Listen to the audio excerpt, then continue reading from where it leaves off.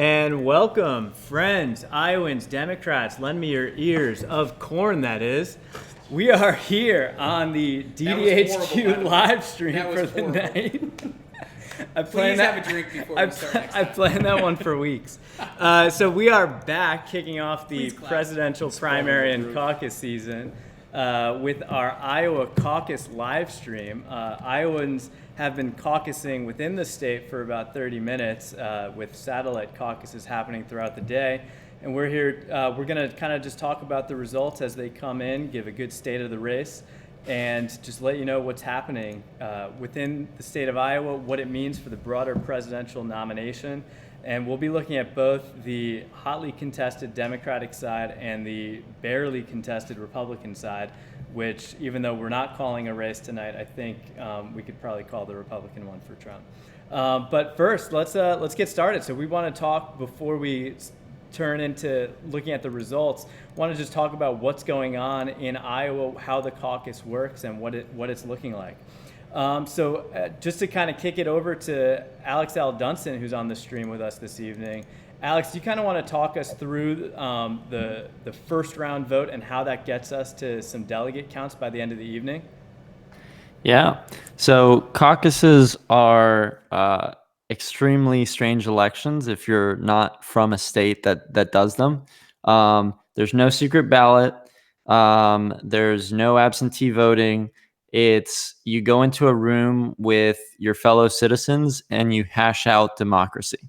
So you go in, first round, basically you get your pick of candidates. You can choose any of the candidates that are running, or you can even show up and be uncommitted. When you do that, basically you just, get in a corner, so to speak, with all of the other folks that support that candidate. And then the vote is tallied to see, what the first round looks like. Podcool, do you want to explain what happens after that? Yeah, so Austin, if we want to go to the next slide on this point. Yeah, so as people are going to their caucus sites in the precincts, there are a few different stages, a few different choke points within each precinct. The first is what we're calling the first alignment. And so people essentially, they are literally voting with their feet, going to different corners at their precinct locations, saying they're going to vote and support in the caucus site one of the candidates. And if that candidate doesn't reach a viability threshold, then they get to essentially vote again. They vote for their second choice among those candidates who are viable, or the non-viable candidates could combine with another non-viable candidate to achieve viability. And among those candidates who receive the 15% threshold or above will be allocated the state delegate equivalents for that precinct. So essentially, it is a number of different layers. So you vote first, you vote those candidates who achieve viability, then are distributed delegates weighted by the number of Democrats that are expected to be at each precinct location. And before we get into kind of the state of the race, let's kind of introduce who we have here today. So we have Scott Tranter, who's been on the stream a bunch before. We have Noah Rudnick, who's been here before as well. And we also have Nick Everhart, who's going to teach us a little bit about the media buying landscape here in Iowa. First timer. I've done like 5 of these, but I still gave a wave. Like this wasn't audio only. Maybe one of these days we'll all put on proper clothes to be streamed live. I'm wearing a full tuxedo right now. Let's go into the polling real quick because we have the leaked Seltzer poll. Is that right? No. Well, let's give the polling background. What do we think, Podcool? Yeah, I mean, over the past few months, so we spoke about this a little bit on our pre-show. It hasn't been super exciting, although there was a Warren bounce that seems to have worn off, although it's been she's been rising in the polls quite a bit recently. We've also however, the story right now, I think most of the conventional wisdom is that this is Sanders' race to lose. Although one of the most durable polling trends that we've been seeing of late is Amy Klobuchar has pretty much come from nowhere to about 10%. And so as we sort of said at the top, a lot of this becomes an expectations game. So if Amy Klobuchar could have a good showing tonight, she may have a few good media cycles in the week that follows going into New Hampshire. And so, yeah, no. I would like to add, because you can see the one Warren poll where she immediately Yeah. zooms back up. That is not the Seltzer poll that we were just talking about. That's the Data for Progress Civics poll that came out, I believe, yesterday. And that one had Warren at 21 and in second place. So if they end up getting it, and this is what it is, I mean, kudos to them for getting ahead of the DMR on it. But that's another one that just backs up that it's a possibility that happened. Yeah, that was the Data for Progress one? Yeah. Yeah, that was a huge end text-to-web survey, so I'm kind of following that pretty closely because I think it's an interesting polling methodology compared to some of the other dots that we're seeing on the graph here. MTurk. Well, MTurk is not text web. MTurk. MTurk's Emerson. We're not saying it's random Emerson. humans plussing random numbers and then some university printing it, right? I mean, Real quick while we got it. So this is the polling. Austin, can you switch over to my screen where it looks like Claire Malone from 538 was doing some real journalism. Is that showing up correctly? Your mouse. Oh, my mouse. Sorry, guys. My computer's kind of weird. So this is the Seltzer poll. For those of you who have been following, CNN had a special a la LeBron James about they're going to release the gold standard Seltzer poll, which we're going to all have our opinions on it. And the Seltzer poll is done by the Des Moines Register and a pollster Seltzer out of West Des Moines.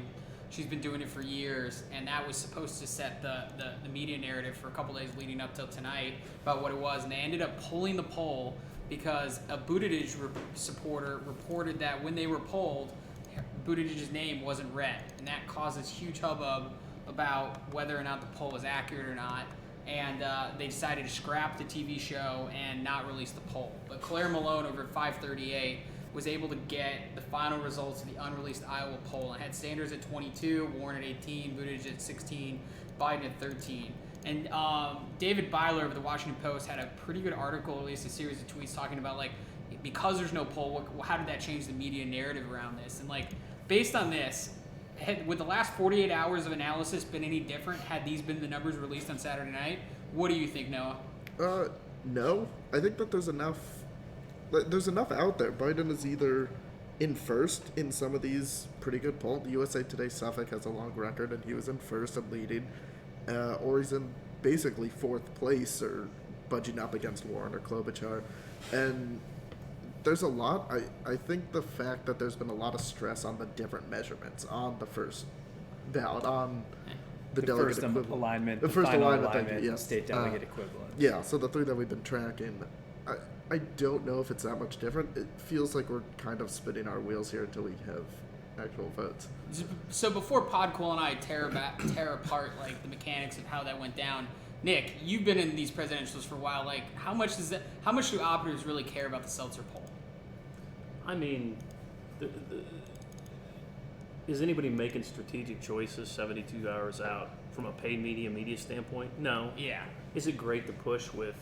But you got to remember sometimes these things aren't isolated to the state, right? We all like to forget that showing some momentum and showing some good things happening into the next state, that's what these things are really about. Showing momentum, showing energy. Poll like this is probably something Warren peddles pretty hard. Probably isn't great or bad for Sanders. Obviously, if you're Biden, that's not a good position to look at on a snapshot. But at the same time, knowing how this process is going to go out and having this second round vote this time, I think, Biden, Buttigieg have probably got more votes sitting behind him that they could pick up and make a change, if this is even an accurate snapshot, right? Yeah. But of course, we're doing what the polls actually intended to get people talking, excited, and kind of juiced for game day. Yeah. Yeah. Now, since we're always talking about the expectations coming out of Iowa, right, where you could lose by winning and win by losing, Nick. So we often ask on this live stream, who would you rather be? And looking at this top line, which candidate would you rather be? Just looking at these numbers. Warren. Now, why so? Well, I mean, mainly because it feels like heading into this survey, she's kind of losing steam. Could she really catch Biden, who seemed to be a runaway freight train? again, if there's any reality in this and when this comes out on Saturday night, I think they probably do the most with it, kind of use it to energize their folks, show that, you know what, we can catch him. He's not pulling away from us. We're fighting for the same progressive heart of the party, all that kind of stuff.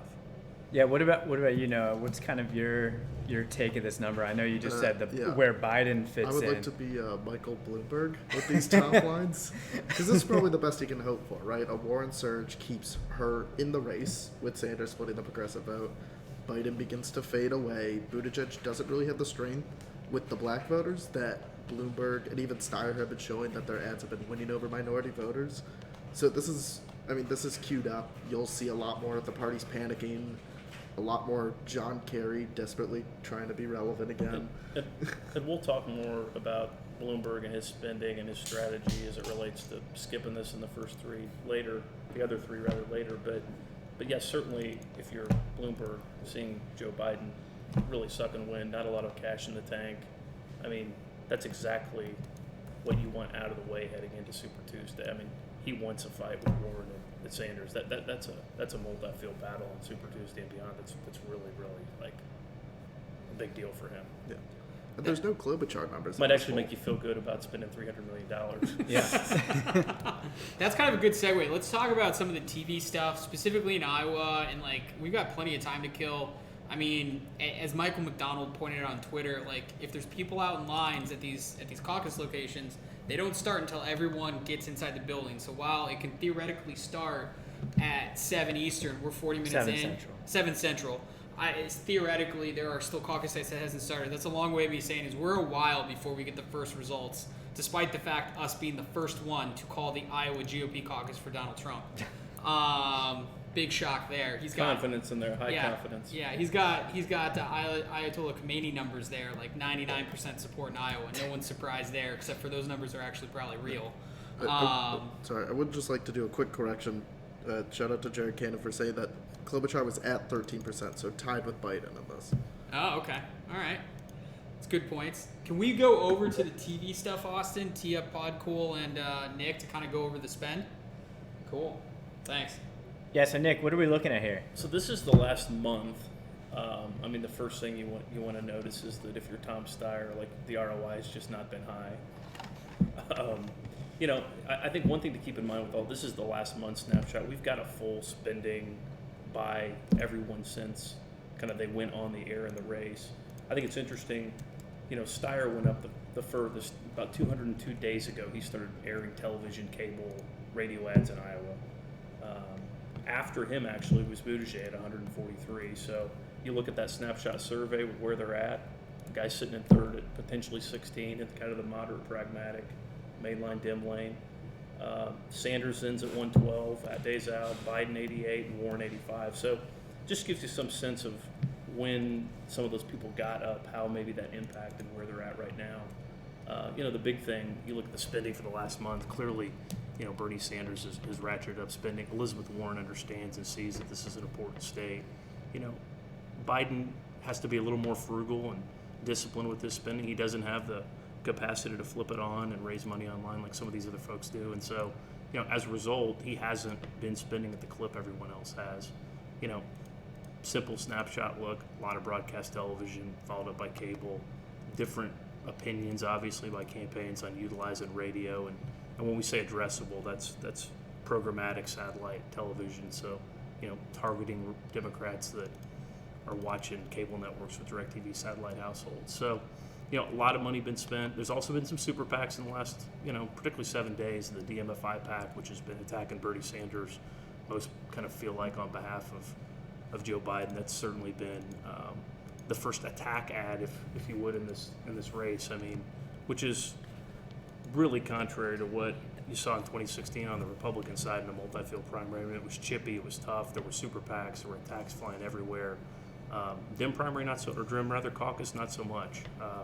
Pretty civil. Most of the attacks have been maintained to earn media salvos and debate stage. So, a lot of money, but in terms of how that spending's impacted who's at the top of the heap, other than Steyer, it correlates pretty well with what you kind of expect who's in the game. And if Klobuchar's kind of a 13 on that snapshot, clearly she's done enough and kind of gone pot commit on Iowa, as you know, her showing there is going to dictate whether she's got a future after this. So, you know, they're not shepherding a lot of resources for the next couple states at all.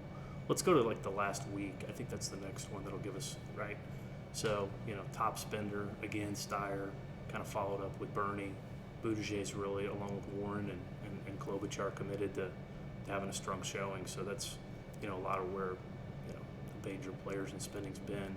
You know, one thing we've got too that might be useful, and I guess we probably could have laid some of this on, but you know, all the spending aggregate sometimes isn't as valuable as looking at it from a media market standpoint.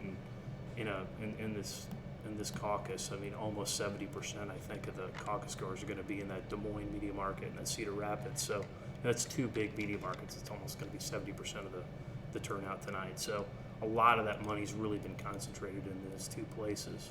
Interestingly enough, you see Bloomberg kind of pops up on. Yeah, I was just going to ask, 72,000 in the it's- last week. Right. It's not has nothing to do with Iowa. It's because he's buying surrounding coverage states like Davenport, Rock Island, Moline to play in Illinois, and Rochester, Mesa City to play in Minnesota. So, you know, he's on the air there, but he didn't talk to anybody from Iowa. It's some of these crossover media market states that you know he's getting a jump start on that March 3rd primary and beyond state spending and delegate allocation.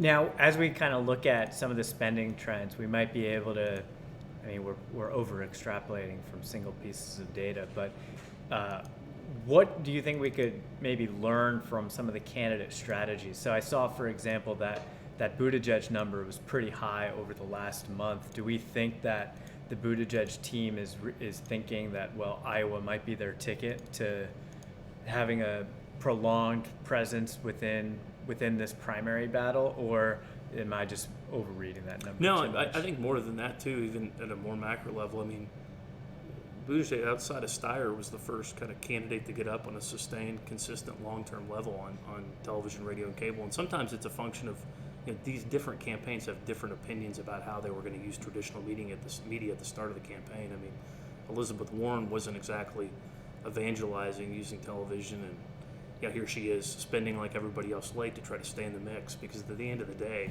it's just a really powerful macro level tool, especially to talk to older caucus goers. So, but I think you're right. I mean, Mayor Pete's kind of spending, especially the last week or month, has been incrementally going up relative to what they probably have coming to the door, because they realize a strong showing here really gives them a different kind of momentum headed out of Iowa, head to the next three afterwards. And, you know, with that looming Bloomberg dynamic, you don't have a lot of time to, you know, count on the traditional everybody kind of goes all in, gets broke, and momentum carries you on to the next state. You've got somebody out there with serious resources who's developing some real numbers in these state by states early that you know, you can't just not have picked up a really strong showing or two or a win on the board and expect to topple a guy like that when all those delegates are on the line.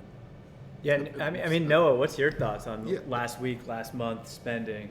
Definitely agree. You look at these Q4 fundraising reports for the candidates, and Buttigieg and Sanders are hitting 120, 130% burn rate. So they're still raking in tens of millions of dollars, and it's going right out the door. And they're betting big. And as Nick was saying, you're going up against Bloomberg. So you want to put the other competitors away early. You want to be the only one, so that all the small donor cash and everyone who's anti-Bloomberg is going there. And that requires spending, and you're just spending and spending and spending. And they're not running out of cash because they still have millions left. But I think they see that. The big thing, I think the whole Twitter isn't the Democratic primary, and it's not, but Twitter is very representative of the small donors, and even not small donors, but people who give a bunch and then become itemized after 200. But those are the people that are plugged in. They're typically more well off. They're the ones who are going to focus on who has the best chance coming out of Iowa, who's getting this earned media. We've seen earned media cycles knock down Beto, knock down Warren, knock down Harris, and it has a real impact when their fundraising dries up. And some of the candidates like Biden were relying on the larger donors, and he saw a dip in Q3 because he didn't have it, and then a lot of the Q4 bump came from Kamala Harris bundlers coming over to him and giving the max. But that's not sustainable long term, and that's what screwed over Beto. Was he had a huge first quarter, but it was all people donating to the max and not repeat. And Bernie's been able to tap into that, but you're going to get those people donating a bunch against Bloomberg, and Bloomberg's a big, scary. He has all this money. I need money. He's a good target, but it only works if you're the only object. You're the only person getting all that money. So I think they see the value of being visible, getting the winner headline coming out of the early states. So it makes sense that they're going all in on this. Yeah, before we get to a listener question, because we are tracking the I comments think it also, across the just real platforms. fast, I think it Yeah, shows, I think the amount of spending by so many credible people and with nobody kind of trying to reset the table shows that some of these type survey numbers are accurate. I mean, these campaigns are seeing it on their own internals, right? That there's still value in staying up strong because they feel like it's an open ballgame. Well, so here's the question I was going to ask to kind of wrap up this conversation. If you live in Iowa, aren't you just sick of these advertisements? I mean, I live in the DC media market, and I'm already sick of Bloomberg ads. Like, if I had ads for every single candidate every time I turn on the television at like these ridiculous rates, I mean, what kind of measurable effect do we think they're having, if any? Well, there's no question in a race where everybody's using a medium, there's a certain level of There's a saturation. Well, there's a mutually assured destruction, meaning if somebody's open, you're not. The power of that's incrementally higher because operating in a vacuum and dominating a medium and driving narrative is powerful. So to your point is, you can't pull down and get out because if you do, you're going to allow somebody to break off. You're right, some of these camps may not, to the same degree as other campaigns, necessarily believe in traditional the way the other ones do because of the things like you're saying, everybody's up. You know, there's so many crossover out-of-state media markets. Isn't really as efficient as mail, digital, everything else. But at the end of the day, if they're up and you're not, they're going to move the dial and consolidate, and you're going to get left behind. So again, that whole mutually assured destruction, everybody's got to kind of participate in the spending war, is really what drives a lot of it. That being said, advertising doesn't work because people want it or need it or like it. It works because it works, and whether it's a consumer product or driving the awareness in an issue position or defining an opponent, it's still the most powerful way, a video-based way to tell a story and drive a contrast. Nice, cool. Yeah, I mean, we're going to talk about some of the ad spending, but just to change up the conversation a little bit. So we did get a listener question, and so we are tracking the different chats on all of our channels. So this is from one of our YouTube listeners. So Michael was asking what some of the bellwethers were to watch tonight. I know, Nick, you were talking earlier about some of those bellwether counties. Right. So what are some of those places you're watching? And Noah, same question to you after sort of Nick gives his pitch for the bellwethers. Right. I mean, there's obviously, I think Noah's going to get into a much smarter analysis of, education levels driving this stuff. But we did go back and look, and I mean, since 1980, there have been 6 counties that caucus winners have won. And if you kind of start from west to east, one is Plymouth over in Sioux City, small rural county on the border. One is Carroll and Webster, which are kind of Des Moines, Ames, Media Market counties outside of kind of the big section of Polk and where Des Moines is at. And then there's 3 over in the west, Buchanan, Dubuque, and Jackson. Now, Dubuque's a pretty big river county and an important cluster of votes for Democrats, and I'm sure that the Dubuque and Jackson will probably fall more into the education narrative kind of gap in terms of how these voters are looking at these 2 sort of tranches of Dem candidates, being the progressives and the more pragmatic moderates. I just thought it was interesting that even since 80, you could still find 6 sort of bellwether counties that had consistently sort of voted with the winner.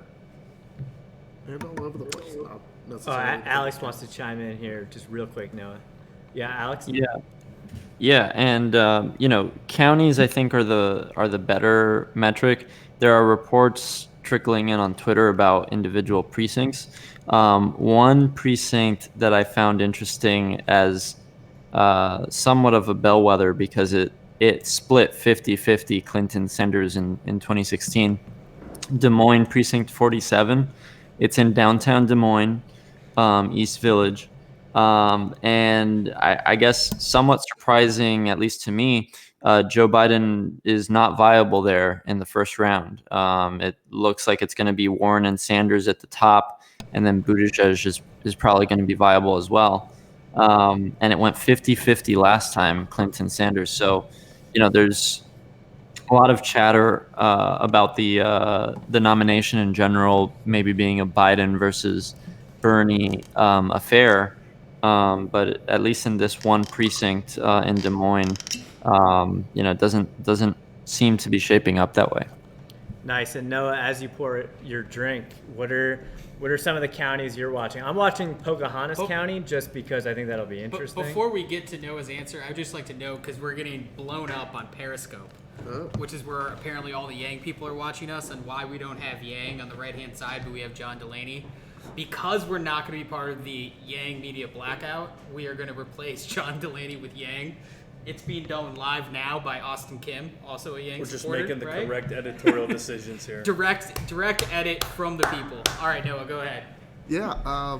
So once that's updated, we can pull up a graphic. But one of the interesting things to me is how the primary this cycle, the primary electorate looks a lot different. So there were a lot of polls early on from people like Monmouth that were saying that women would make up, they believe 55 to 60% of the electorate. But one of the biggest shifts has been the proliferation of college-educated voters into the primary. And this is a relatively new thing. They've been joining the party. But the biggest thing is that the party used to be a lot more rural. And because it still sort of is, the delegate allocation can work in your favor if you're in the rural areas.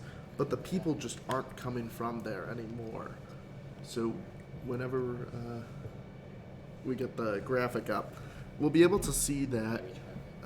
So this Which graphic do you need, Noah? The education college degree share. Yeah. College degree. Yeah. There we go. All right, so Yeah, this walk us looks through that. at the two competitive Democratic primaries for governor, because presidential doesn't release the numbers, in 2006, and then the most recent one in 2018. And this looks at where the census said that there was a county had a bachelor degree or higher of educational attainment, and then broken up. So if it's under 18%, have a bachelor's college degree or higher, and then all the way up to over 30. And you can see it used to be a lot more split in 2006. This is when the rural counties, and this measure I found was better than density. So it's not even just the large and small ones, but college degree was beating it. And now it goes from 56% was about the average over college educated in these counties to about now 2/3 of the Democratic vote in 2018 governor, and presumably it will likely be about the same here. And that was a primary, so the caucus might be even more because they're more engaged. You're going to see a much more educated electorate coming from the Democrats here, and that change is huge. This is only 12 years. Part of this is the Trump effect, part of this has been going on, and then the graph shows each of the 99 counties. So you have the county share, bachelor degree going across, so the ones to the right have nearly half or over half have a degree, so that's Story at 48%, and then Johnson County is up there. And then the other side is the change in the raw votes from 2002 to 2018. And this makes it very clear that Democrats were losing votes in the primary from these less educated counties.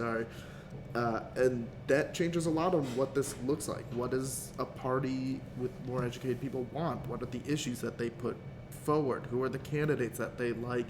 And I think you're going to see this repeated in a lot of states. And any candidate that doesn't appeal more to that group and doesn't start thinking of this new electorate is going to wind up behind the times.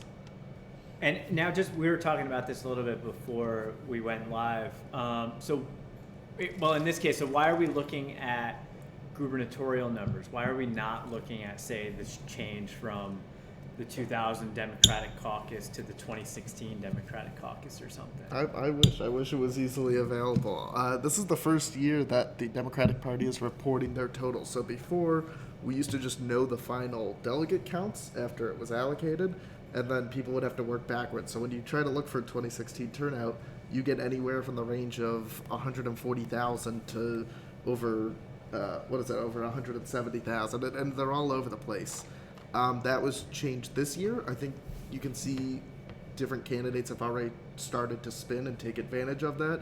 There's been a lot of talk on what happens if Sanders wins on the first round, but not the delegates overall. Oh, I'm so excited for that. I mean, my understanding of just conventional wisdom, and we don't know this for certain, but from just reading and gathering, it seems to be that the understanding was in 2016 that Bernie won that first round.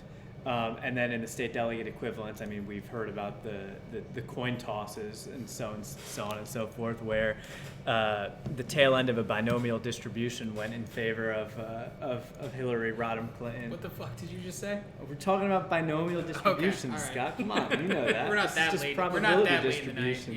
Yeah. Nick's like, that's She not, that's supplied not all how the it works. coins, right? Isn't that part of the Yeah, the Hillary conspiracy? coin. The Hillary coin. In kind of those before things started.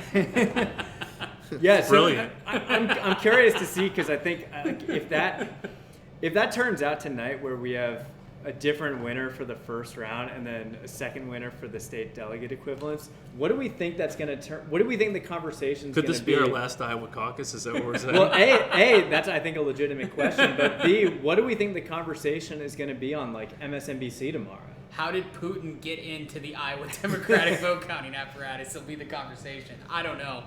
Absolute Armageddon, and I think we're all here for it. Oh yeah. And I think it's probably going to happen. I mean, Wait a second. You think, if you had to guess right now, you think that's going to happen? no, I think Bernie wins both of them. Yeah, let's be honest. I mean, Does anyone think that's going to happen? I mean, we all want it to because it'd be fun. oh, it'd definitely be fun. No one wants to put a stake in another pod cool. No, I would enjoy it.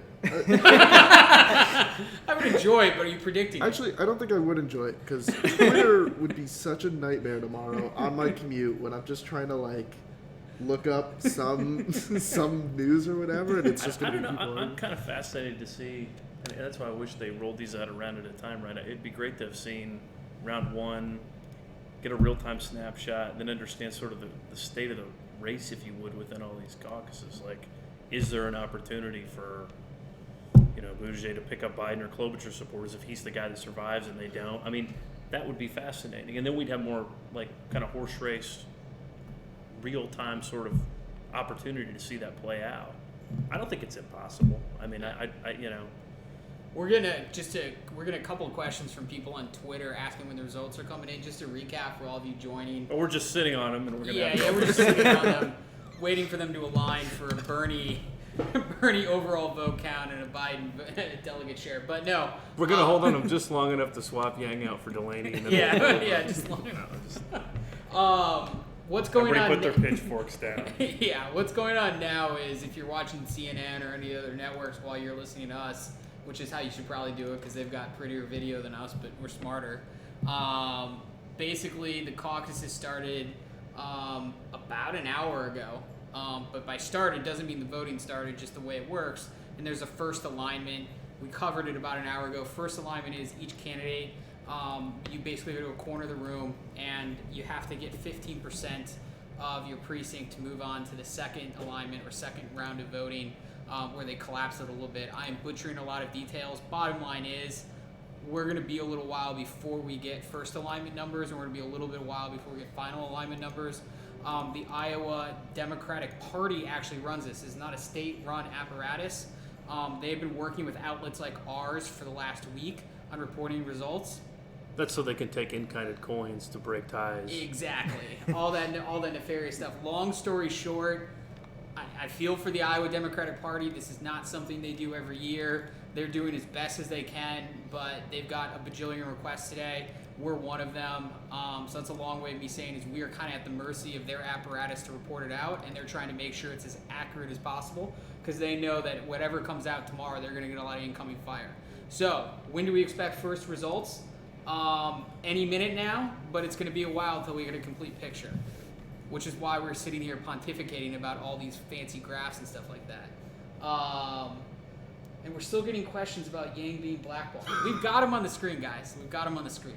I refuse to say his name in solidarity with John Delaney. I mean, it did draw on the media snapshot. I mean, to the Yang crowd's credit, I mean, he spent more the last week than Joe Biden did.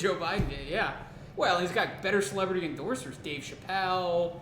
He got Ken Bone the other night. Ken Bone tweeted it out, and Andrew Yang's traveling press.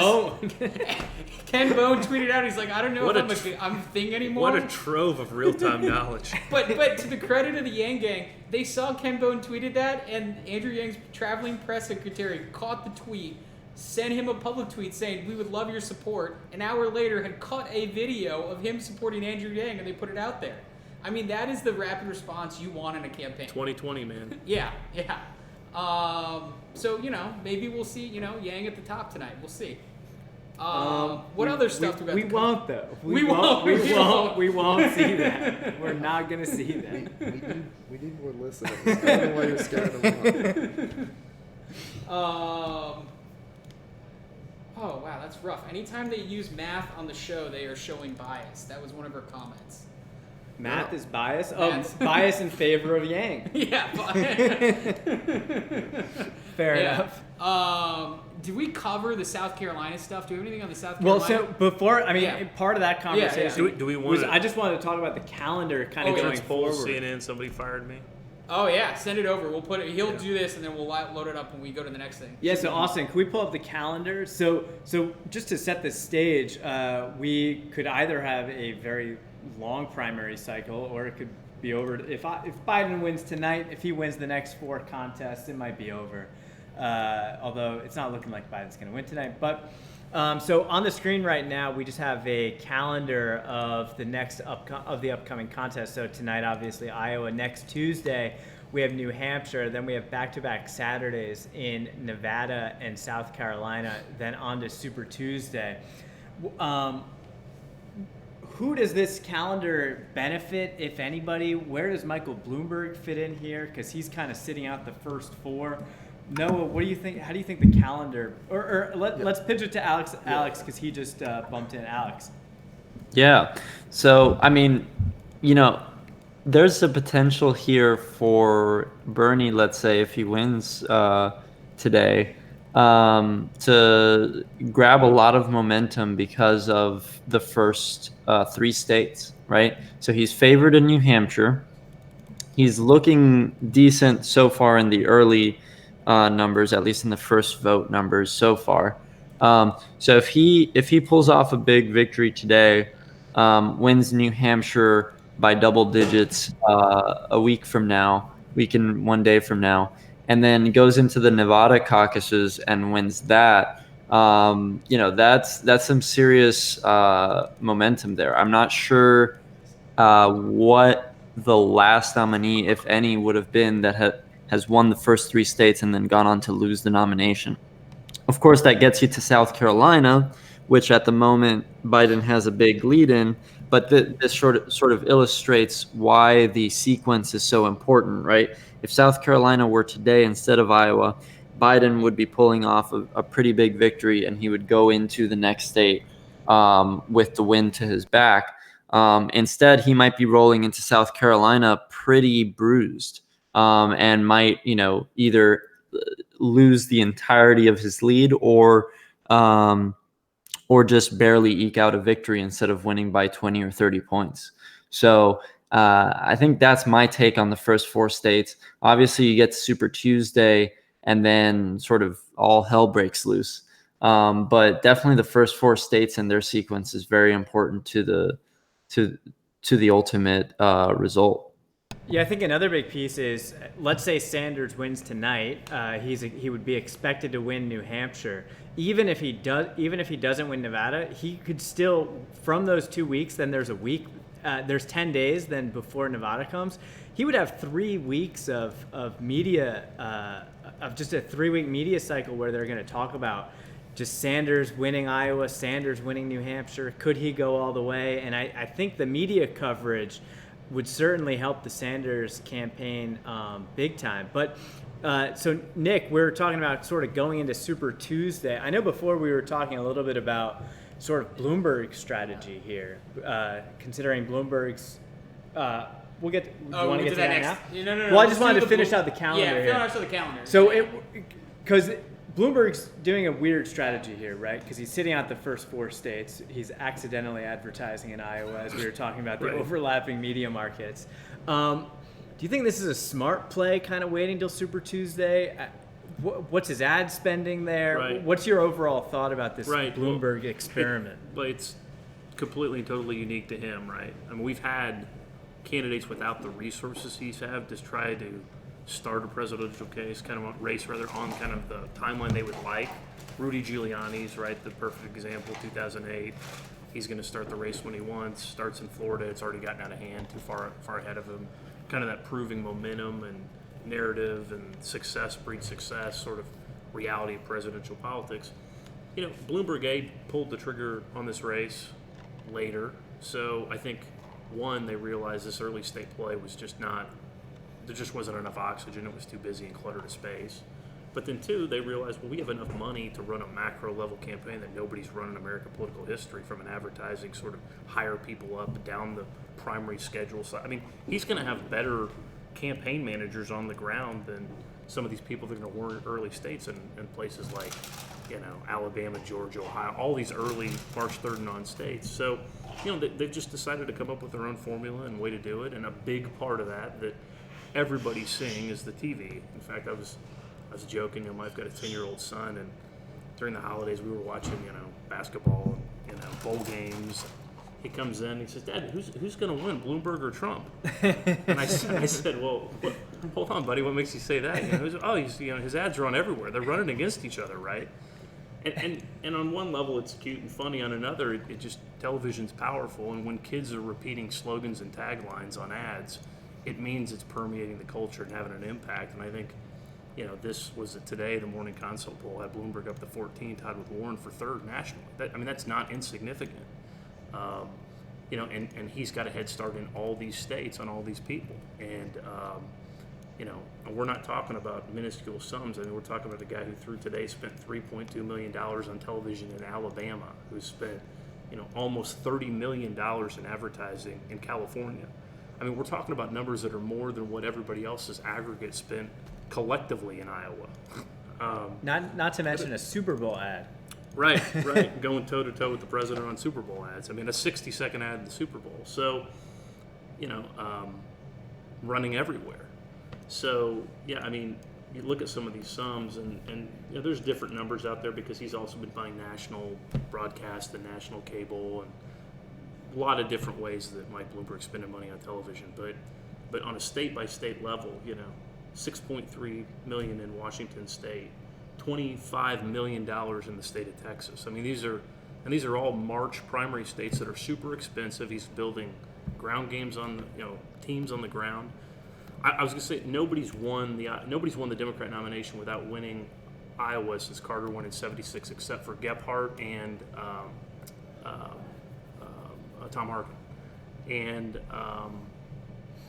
that's because nobody's had the resources to implement a different strategy that didn't sort of rely on building on the domino effect of winning one state and going to the next. So he's resetting and playing a game. When you can't win the campaign or game as it is, you got to play your own game, right? So they've just created their own sort of path to success. Yeah. And this isn't just BSing on like, oh, he's throwing all this money. Who knows what it's going to do? Maybe it'll work. We've seen a string of polls from some of the biggest states, from Pennsylvania, Texas, Florida, Missouri, Washington, where Bloomberg is either just under the delegate threshold or making it. Those are big. That's hundreds of delegates for just making the threshold at these states.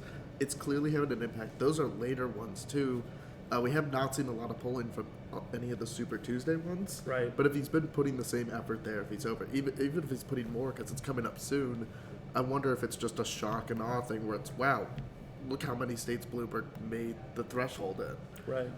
Just on that point alone, let's go back. Nick, you said he spent $25 million in the state of Texas, right? Right, just today. in local in-state advertising. Governor Greg Abbott of Texas, when he ran against Wendy Davis way back when, I believe spent $25 million to win the state. Right. Over the entire campaign. Right. Bloomberg's been a candidate for a month, and he's already spent as much money as Governor Abbott did to win the state. Right. Just, I mean, for those of you who follow politics, that is a ridiculous amount of money. And then in Bridget and Noah's point about polling, we haven't seen a good poll out of California.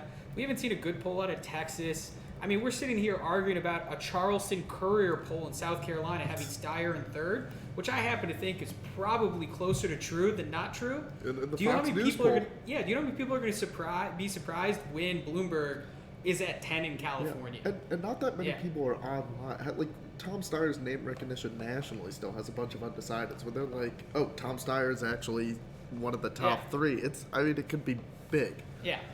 Do I think Bloomberg's going to win? No, but, you know, as Nick said earlier, I mean, advertising works to a certain extent. I mean, And granted, maybe some of it's intentional in their jousting, but I mean, it's even caught the president's attention, right, in terms Yeah. of who he's going after. And he's been given the high honor in American politics of a nickname. It's Mini Mike now, right? So, that certainly tells you how much television. Apparently, he he's lied on buying. his driver's license how tall he was, and that's where this all started. The 5'7" to 5'10" growth between Yeah. winning and becoming mayor or something. Yeah, as somebody who's 5'4", I can't feel really you complain. feel his pain. Yeah. But the other Yeah. piece on that, just before we go to the poll, is this is also a delegate fight. There are 49 total Right. delegates out of Iowa. There are 261 total delegates out of Texas. Right. And so These are not winner-take-all conversations. Yeah. They're trench warfare delegate battles, and he's building a ground game, and he's spending money on top of it to create a profile and be something when those election days come around. And some of these states, Ohio on March 17th, early vote, absentee vote starts relatively soon. Nobody else is going to compete Yeah. with some of those votes that he's already. I mean, I'm sure he's running equally as robust direct mail chase and phone programs as he is macro level television campaigns. So I'm interested in seeing too, because we'll be able to see how much strength the party has. He's been getting a lot of congressional endorsements, but there was a tweet a few days ago from Patrick Raffini at Echelon Insights, and he talked about how Bloomberg has gained a lot of mayoral endorsements, and he really is from small to large. I think the Philadelphia mayor is Chicago his the other day. finance chair or co-chair, but stuff like that. He was wondering do they still have the machine level to turn out people? And so that could be an interesting thing to watch Right. too, on whether Bloomberg is actually whether he's actually able to get the influence players on his side when push comes to shove. Does that help him? Does it? I mean, these are the populations. Yeah, in a lot of these states, these major city mayors are the closest thing to kind of party leaders on the Dem side. Yeah. I mean, in a state like Texas, I mean, mayors of Houston, Dallas, or Chicago, They're real. These aren't just like we're not talking If- South Bend, Indiana. right. These we're talking There's real the shot mayors. across the the bow. tee up, we're in the batting cage. So Well, speaking of Mayor Pete, to bring it back, because we've been talking about the race as a whole, and we're going to talk about did this we all drop night. him off the column for Yang? Is that how we fix this problem? We dropped Delaney off. Oh, okay. Apparently, we put Yang at the bottom and Michael Bennett's at the top, so that's where the Yang gang's going to go I after can still us see next. Delaney but- on there though. It's called alphabetical order. Kept him Everyone's on there. Well, so Scott, you wanted Michael to talk Bennett, a by the little way, bit has a about. jump on everybody. He's in New Hampshire right now. Well, so Scott, you wanted to talk a little bit about. We don't have exit polls because it's a caucus. We have an entrance poll. So we have people indicating who they think they're going to support when they get into the room, not for whom they have already voted. So it's a little bit different than, say, a primary exit poll or something like So that. switch to But the tweet there, Austin.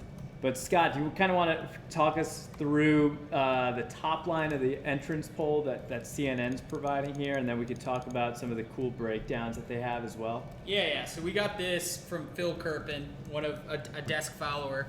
And we'll go into the specific stuff in a second, but per the entrance poll, Sanders at 22, Buttigieg at 20, which is interesting. Buttigieg at 20, just because we're like really yearning for results. Dave Wasserman, Redistrict, who's pretty good at this, has direct numbers out of Johnston, Iowa, Precinct 4, where he says you need 57 to be viable. Buttigieg is at 107 and Sanders is at 46. And so I believe that's out of the first alignment. And as Dave Wasserman's analysis is this is an upscale precinct in the state where you might expect Sanders to go, be behind. So you combine that with what CNN found and Kirpin tweeted out. This is why it's going to be interesting tonight. I mean, look at Klobuchar at 9. Having been this in 2016 where all the public polling had Rubio in the low teens, we knew we were going to get above 20 going into that night. So, Klobuchar, could move quite a bit on this. Buttigieg could move quite a bit on this. I think Buttigieg winning this, beating Sanders in the poll, or beating Sanders in the caucus tonight would be probably the biggest realistic upset we can think about outside of Andrew Yang getting 90% of the vote. Well, and let's be honest, if Buttigieg and Klobuchar are doing this well, the obvious person who's bearing the brunt of that pain is going to be Joe Biden, right? I mean, Yeah. Joe Biden, short of a clear-cut win, is, it'll be he did well, but type of analysis. And so we'll move to the CNN stuff. And he'll have a perfect record now with that. What's that? He'll maintain his perfect record. Perfect record. Yeah, I guess there were two main points I want. I mean, there's a lot. There's Go a ahead lot and in this scroll through entrance that. poll, but there were two pieces I thought that were sort of worth pointing out. One was on the gender breakdown. We actually see, so among male Democratic caucus goers, Biden took 30% of the vote. Among females, he was also tied with first, 25% with Buttigieg as well. And so there's sort of a bit of a gender gap there, but not what. Now this just changed quite a bit. I don't know what's going on. Did they just update it? Looks like they just updated these numbers a few minutes ago. This is and like so the I fourth don't or fifth time they've done exactly it. know what's happening here. The caucus is 100% well, men. Well, at this point, let's maybe not look at these numbers because these might not be. Oh, no, there we go. Now we're back. So it looks like they just updated the numbers. So oftentimes with, at least with an exit poll, they'll update it, the poll numbers as they come in alongside with the actual results. So they'll weight their data back to what the results they're seeing. And so as we sort of see some numbers trickle in, we'll see these numbers change a bit. Although these seem to be changing every time I look at the screen. We just had Sanders up in both, and now we have Buttigieg up in both. So I'm gonna let's in fact not talk about the entrance poll because it looks like this is my hunch is this is a technical error. So let's not make too much of this.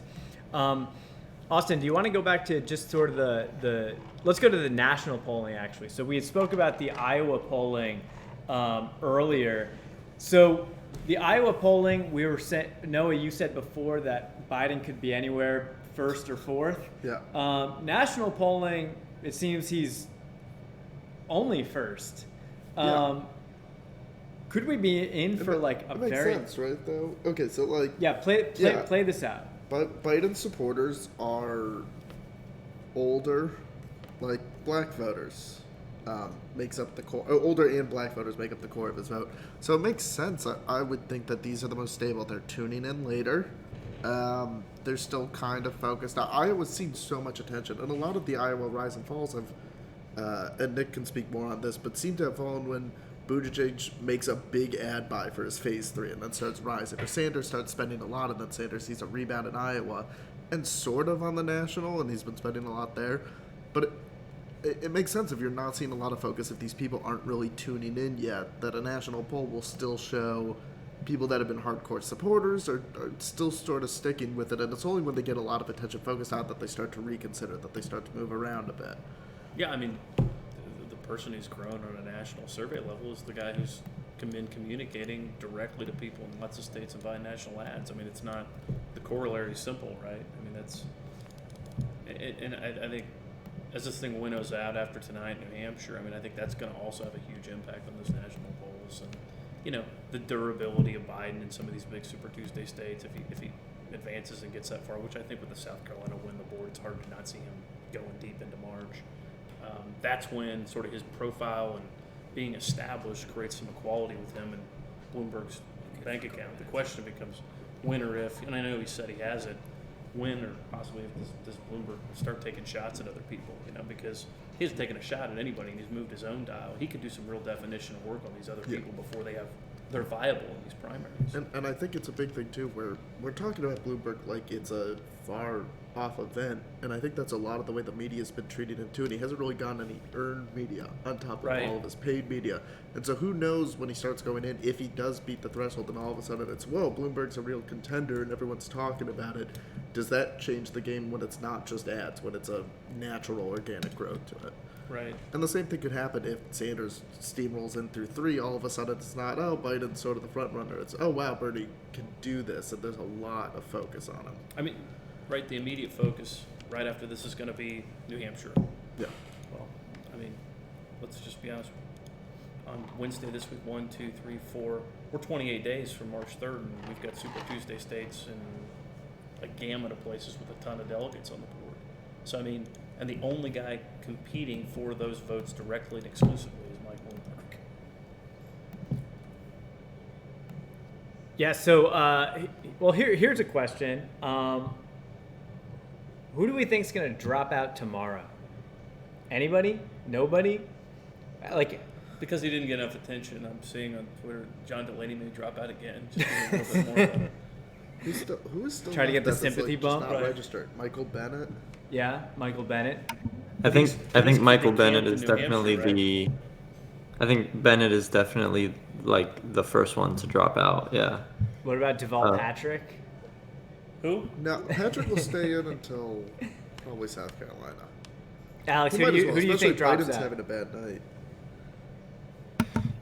I think there's an outside chance that Tulsi drops out, but also Tulsi's probably a Russian spy, so she'll probably stay into the end. Wow. Right. I actually saw a Tulsi yard sign yesterday in D.C. That was a pretty exciting moment. Been seeing her billboards in South Carolina a lot. Yeah, so, I mean, do we think this is just going to be a long, like 5-6 person race for weeks on end beyond Super Tuesday? Or do we think No, there's going to be a I lot think of there's people hang dropouts on until after South Super Tuesday? Carolina. I think tomorrow there's if she doesn't get through to kind of, Klobuchar's no, unless she has a strong Yeah. night, like that's a person that is not going to drag this out for much longer. I think Yang? the same could be said probably for Yang, right? At what point does the exercise kind of, if you're seeing real movement, like how long is he going to want to keep grinding away and doing it? The earned media focus dies after Iowa if you start not becoming real. He spent a lot of money here. I don't know how much he's sitting on, but is he really going to keep? I know he's up in New Hampshire. I think he's in through New Hampshire for sure. But is he going to really trudge it down to South Carolina? I feel like those Yang and Klobuchar seem like people that may not be playing in South Carolina to me. Yeah, we'll see. And Bennett, and they'll be joining Delaney. Yeah. I can see a bunch of people waiting until South Carolina. Like, there's no real reason for Steyer to leave.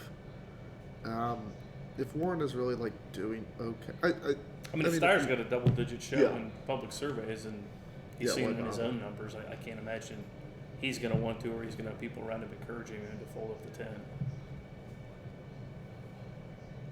Yeah. And I think it's because a lot of the people that I assumed would stay in until Iowa have already dropped out. Like people like Eric Swalwell or whatever are the people who in 2016 for the Republican side were these like little people, and then they dropped out right after, and it's like Rick Santorum, Mike Huckabee after Iowa. But a lot of them just dropped out before. Like the field is winnowed by more than half, which is more than historically what we've seen the rates as. And so I wonder if that just plays it where it's like, oh, now you only have real contenders left, or at least people that are getting some votes. There's no real zero supporters. Yeah. Are we more surprised that Kamala Harris is not in the race right now, or Cory Booker? Harris had money. Harris wasn't desperately begging for money. Fair. Nick? I kind of thought Booker's ego might keep him into South Carolina. Like I thought maybe that seemed like a absolute. I'm seeing it to that end, but he needed to be back in Washington for his impeachment duties. That's true. Well, before we get to a listener question, let's just remind everybody. So we're streaming on a bunch of different places: Facebook, YouTube, Twitch, and Twitter. For those of us following us, make sure to give us a like and give us a subscription. So we'll be doing these live streams throughout the Democratic primary season. So if you want to be alerted when we'll go live, we also often do pre-shows and post-shows before and after some of the big electoral events. So if you want to be in the know, make sure to like and subscribe. So I see some of the chatter here on YouTube. So first of all, shout out to some of the Kiwi listeners we have. That was unexpected. But we have some people talking about how some people might be running out of money. Nick, sort of what's your take on that in terms of comparing? We were looking at some of the ad buys before. Also, if we think about those ad buys in terms of how much money they've reported with the FEC, is anybody who is like in danger of running out of money the quickest? Yeah, I will. And it's not Bloomberg. Right. that is not part of it. In fact, if Mike Bloomberg saw strategic value in seeing people stay in the race, I'm sure he'd try to prop them up from afar, and it wouldn't be anything off of his budget. I'm not as well versed on kind of the cash on hand projection game with people, but I will say, New Hampshire is on short order. That's a state where you're talking about to really talk to people. Yeah, there's an in-state station, WMUR, but you got to buy Boston Broadcast. South Carolina, then a state with 5-6 real in-state media markets. prices going up there too. I think the thing too that you'll start to see is some of these people, if they make it a little farther, will their super PACs have some capacity to go out and maybe restock, get some resources, give folks a shot in the arm? Are we going to see more intensified outside group spending against particularly Sanders if he comes out with a win tonight? I think so. Probably not New Hampshire because his win may be fading completely there. And nothing people can do about it. But I think making sure he kind of takes a beating in South Carolina, Nevada will start to become sort of the institutional Dem rallying cry. We can't, let a socialist be at the top of our ticket. I think that is actually probably the more interesting money. Who's going to have it? Where's it going to go? Where's this going to be targeted thing up next? And then that begs the question, depending on how poorly Biden or Buttigieg do kind of in the moderate, pragmatic, institutional lane, when do you start to see pressure on somebody to get out so they can coalesce? Because I think probably a lot of lessons for Dems were learned with the 2016 Republican primary when there was a belief that everybody could still win and could still take out this outsider from New York that's not been part of the process, and all of a sudden it just got too late and there was nothing you could do to sideline. Now, I wonder too. I know that window doesn't stay open infinitely. I know we talked a bit on whether this was the last Iowa caucus, and we've seen a lot of other caucuses turn into primary, so we know they move it. If it's a dragged out thing, if the possibility of a contested convention is floated, if late people make it the threshold, if Bloomberg makes the threshold narrowly but gets a bunch of delegates and it throws it into chaos, do you think we could see the Democrats adopting some of the winner-take-all rules that Republicans have for their primary? Can you do that midstream? Oh, no, not Oh, you mean the midstream, but future? for next cycle. Right. I mean, Because you can mess with it. There's always an overcorrection, right? Yeah. The thing that happened the last time, or a sense that you've got to solve that quickly. Yeah, I mean, I can't imagine if Sanders didn't grab this thing and then ultimately lose in a general that there wouldn't be a huge, we got to fix this and make sure we can never get kind of hijacked like that without an ability to do something about it. Because a lot of the reason that Trump won and put it away when it was getting near the end was because they changed the rules because they didn't want, because Romney had to go through a whole process. Right. He was the benefactor of the last pendulum swing. You're right on the allocation process. Scott, what are we waiting for? I mean, are we waiting for them to figure out how to give it to Biden? Oh no, I'm sorry, we're live mic. He made a huge tactical blunder. He did not in-kind the coins. He did not in-kind the coins. Look, we're waiting for them to get their shit together. I will point out, Michael McDonald pointed out on our tweet thread, they cannot start caucusing until everyone who is in lines outside gets in the building. So in these big counties like Blackhawk County, all these big ones with lots of people, while they could have started at 7 o'clock, they did 7 o'clock Central, 8 o'clock Eastern, they didn't start. And then when they get in there, they've got to give everyone the same instructions. They give it a divide in the precincts. I mean, it's a big cluster of an organization. And so we're probably in the middle of that. And then everyone's impassioned. If you've ever been to one of these caucus things like Nick has, I don't know if the rest of you guys have been at, people get into it. They want to try and convince people in between alignments. And then on top of that, just because they have the numbers does not mean that they're going to report them quickly to the Iowa Democratic Party. And then the Iowa Democratic Party has to get the information out to us. We're a media outlet, so we get it through a special feed, just like the Associated Press and Edison Research. And then they have a public-facing site. And this is not their core competency. They're trying their best, but this is not what they do every day. And so that's a long way of me saying is this is new. And we're looking at the live shots from CNN, and look, there's lots of people there. They look, impassioned and all that other fun stuff. It's just going to take a while. Should we assume, and I don't know, this is an empirical question, but what's your gut? Should we assume that the longer this drags on, that means the higher the turnout probably is?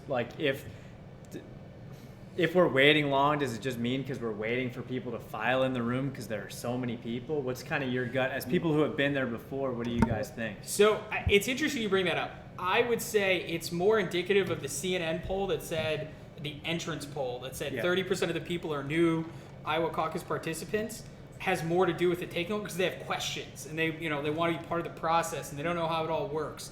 And so that's where the Iowa caucus organizers have to make sure everyone has the same information as opportunity to do it. Now, that may mean because 30% of them are new means there's also higher turnout, but I think it has to do with the fact there's so many new people, and this one means so much. That being said, I don't know. Maybe we'll be wrong. It'll be 50,000 less people. And that's why it's too early to speculate. Other than, But we'd have some sense too about how far along this thing was or wasn't if they make a decision to start releasing first round votes out of play. You know what I mean? When a county's in, dump it. Let it go live. I mean, why not? I mean, do we really think anybody's running a sophisticated enough operation on the ground to know what happens in X county and Y county? Then it's going. What is it going to do? yeah. I mean, but at least it gives us some sense and everybody know what's going on. Where are they at in the process? How many counties are along the way?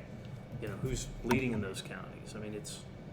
Yeah, Alex? And frankly, maybe it should be a good dynamic for the counties that haven't decided that are headed into the second round too, to know, you know what, my guy's not doing well.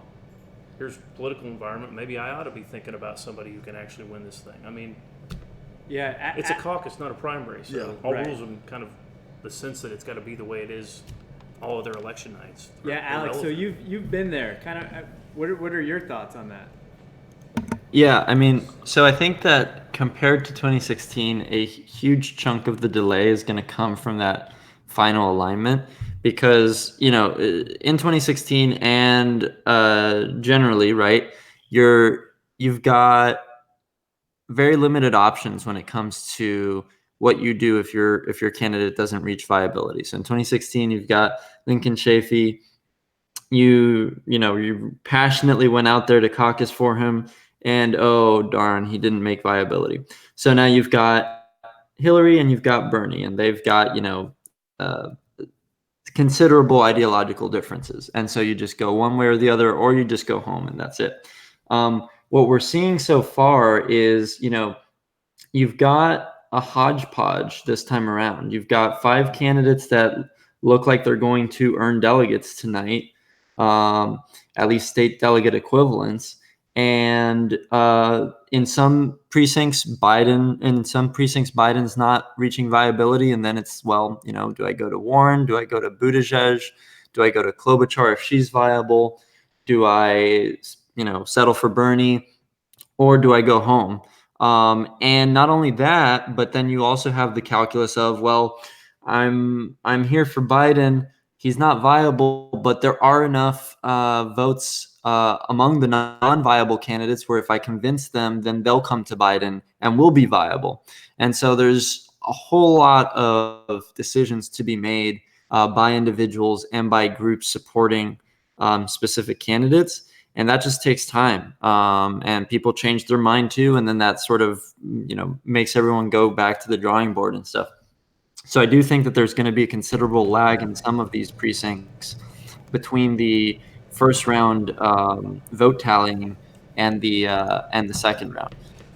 One thing I want to, there's a new tweet on the screen by, and I apologize, I don't know him, but I follow him on Twitter, Adicio Demis. He's the campaign manager for Cory Booker. He's a very talented guy. I've been following him on Twitter for a while. He's been in a bunch of presidentials, and he had this tweet earlier this weekend talking about how important on-the-ground organizers are. And we just kind of went over an overview of how the caucuses work, especially the Democratic ones, where they have an opportunity to make sure their people come up, make sure their people speak for a candidate. They have to vote on the second round. The point of his tweet is this: is if you look at this map, the purple is counties Obama won. The red is one, Edwards won, and the yellow one is Clinton. And he actually points out some random person, Georgie Cavendish or something or other. She won this county for Clinton back in 2008. And his whole point was that is the organizer, the strength of the field staff coming out, making sure A, the people show up, B, they know what they're doing when they get there, they're trained, they're not just listening to the caucus organizers, and C, they're actually out there convincing other people in the second alignment. And that's what's going on now. We're going to see how good, Pete Buttigieg's ground game is compared to the Bernie Sanders ground game. And Sasha Eisenberg, maybe we'll pull his stuff up recently. He just did a 10-minute video on the 2 schools of thought on the ground game on how it all worked. And that'll probably be the story coming out of this, and that's exactly what's going on. I mean, Nick, you saw it on the GOP side. How important is it to have good staff in the caucusing tonight? Yeah, I mean, I hadn't, full disclosure, been until 16, and I went, and you see a significant difference in the room with a team or a person that's on point and energized and, working their folks and kind of, knows what they're doing versus maybe a camp that didn't get their first, second, third, fifth choice or train somebody up or kind of empower them to do it. Yeah, I mean, it's like anything. I think, the whole top, bottom up organizational structure thing in Iowa is a big deal. And if you've got somebody empowered and smart that's running your caucuses, I mean, it makes a serious difference. So those top people in places can really be almost as important, if not more important, than the candidate themselves, right? I think it's kind of the point. Like, who has a process that gets it done on the ground is as important as who the bar of soap is you're trying to get people behind. Yeah. I mean, certainly more important from a field perspective than some of the other states coming up. I mean, everyone talks about New Hampshire being a retail politics state, and it certainly is. But at the end of the day, the field staff doesn't have a job as soon as the polls close. Right. The field staff jobs in Iowa really starts as soon as the voting starts in Iowa. Right. That's where the caucuses are. There's a defined Yeah. moment and set of hours where you're in control of the campaign on a very micro level, and Yeah. I mean, don't get me wrong, it takes a credible candidate to give that person the juice to get their job done, but at the end of the day, they're super important in Iowa. Yeah. Yeah, another piece that I kind of wanted to bring up tonight was in 2016, there was sort of this major litigation of the party decides thesis, which in the Nate Silver rudimentary interpretation of this complicated book was interpreted as endorsements mean you're going to win, which is not the correct interpretation of the book. However, I just wanted to bring up some of the data on endorsements. Austin, could you bring up these Iowa endorsements sheet first? Yeah, so this is actually from 538, so this is using their point system. And we see Joe Biden, kind of the leader of the endorsements in the state. But I think one of the big takeaways from this list, so this is including major Democratic officials within Iowa as well as DNC members. And we see that Biden kind of took the lead here with Elizabeth Warren sort of in second place. But my sort of major takeaway from this sort of expression of how the party was feeling during this invisible primary season was that half of the officials did not endorse, and then one of them endorsed Steve Bullock and never re-endorsed. And so, Noah, do you have any kind of gut reactions to sort of this endorsement data? So I'm just going to make a fart noise with my mouth for the whole party decides. It's not okay. It's so not the party decides. It's Nate Silver's elementary introduction of the party decides to popular discourse. We need to get clicks. But it's not the party decides. Okay, They're not at fault. Okay.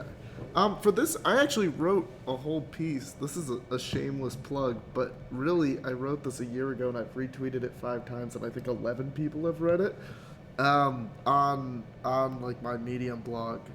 It looked at representatives, and it looked at whether an endorsement from a representative did you do better in that district relative to the state, and it looked at in 2016, it looked at whether an early endorsement helped, and there was no significant difference. They were all the same, equal. So, like, if Pete Buttigieg was backed by Dave Loebsack in the second, there would probably be no indicator that he'd do better in the second versus the others, even though he's a surrogate. Sure. I do think in a caucus, it could maybe help more. I mean, I looked at the difference between open and closed caucus and primary, couldn't really find anything.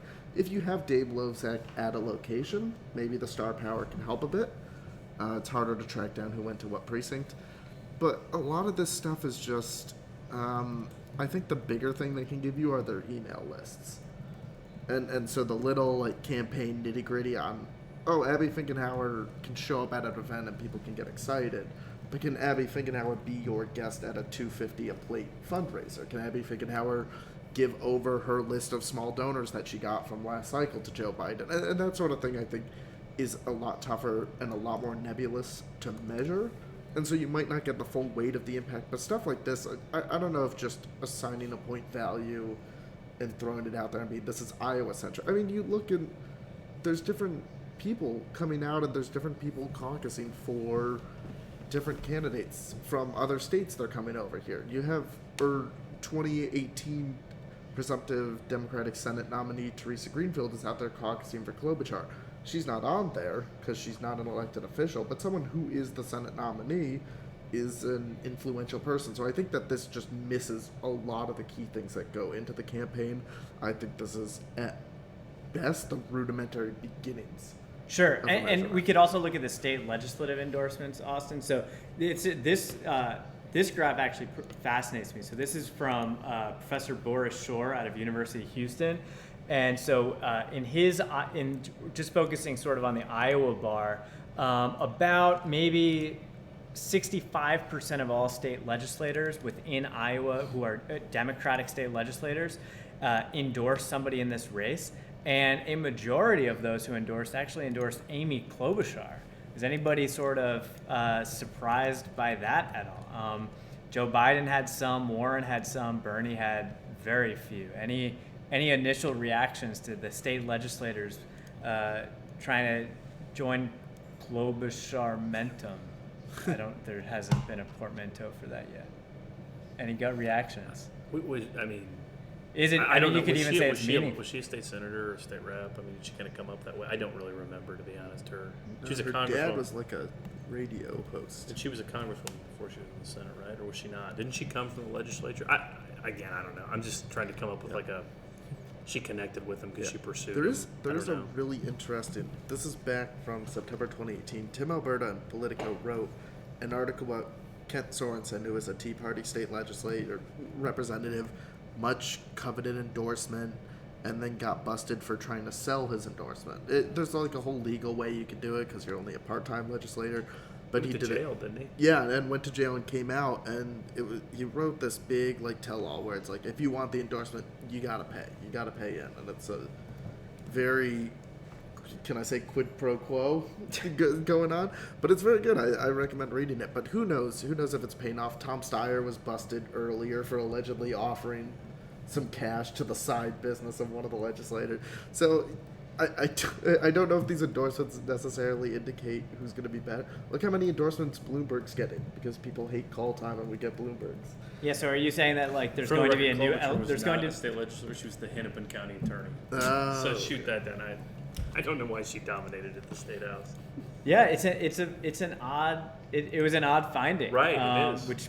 Which I mean, it may indicate that there's some on the ground strength that we might not be picking up to get to the point earlier of the strength of the field organizers and like state legislators are very involved. They're going to be hitting the Right. campaign trail on behalf of her. But no, this graph this kind of stuck out quite a bit. Scott, what do you think about this whole endorsement stuff? We're looking at state legislators right now, but we were also looking at congressmen and DNC members and so on and so forth. Just overall, We You even know, riffed is he in. from You this weren't listening. graph? We even riffed in, corrupt former Senator Ken Sorensen. Yeah, let's be honest.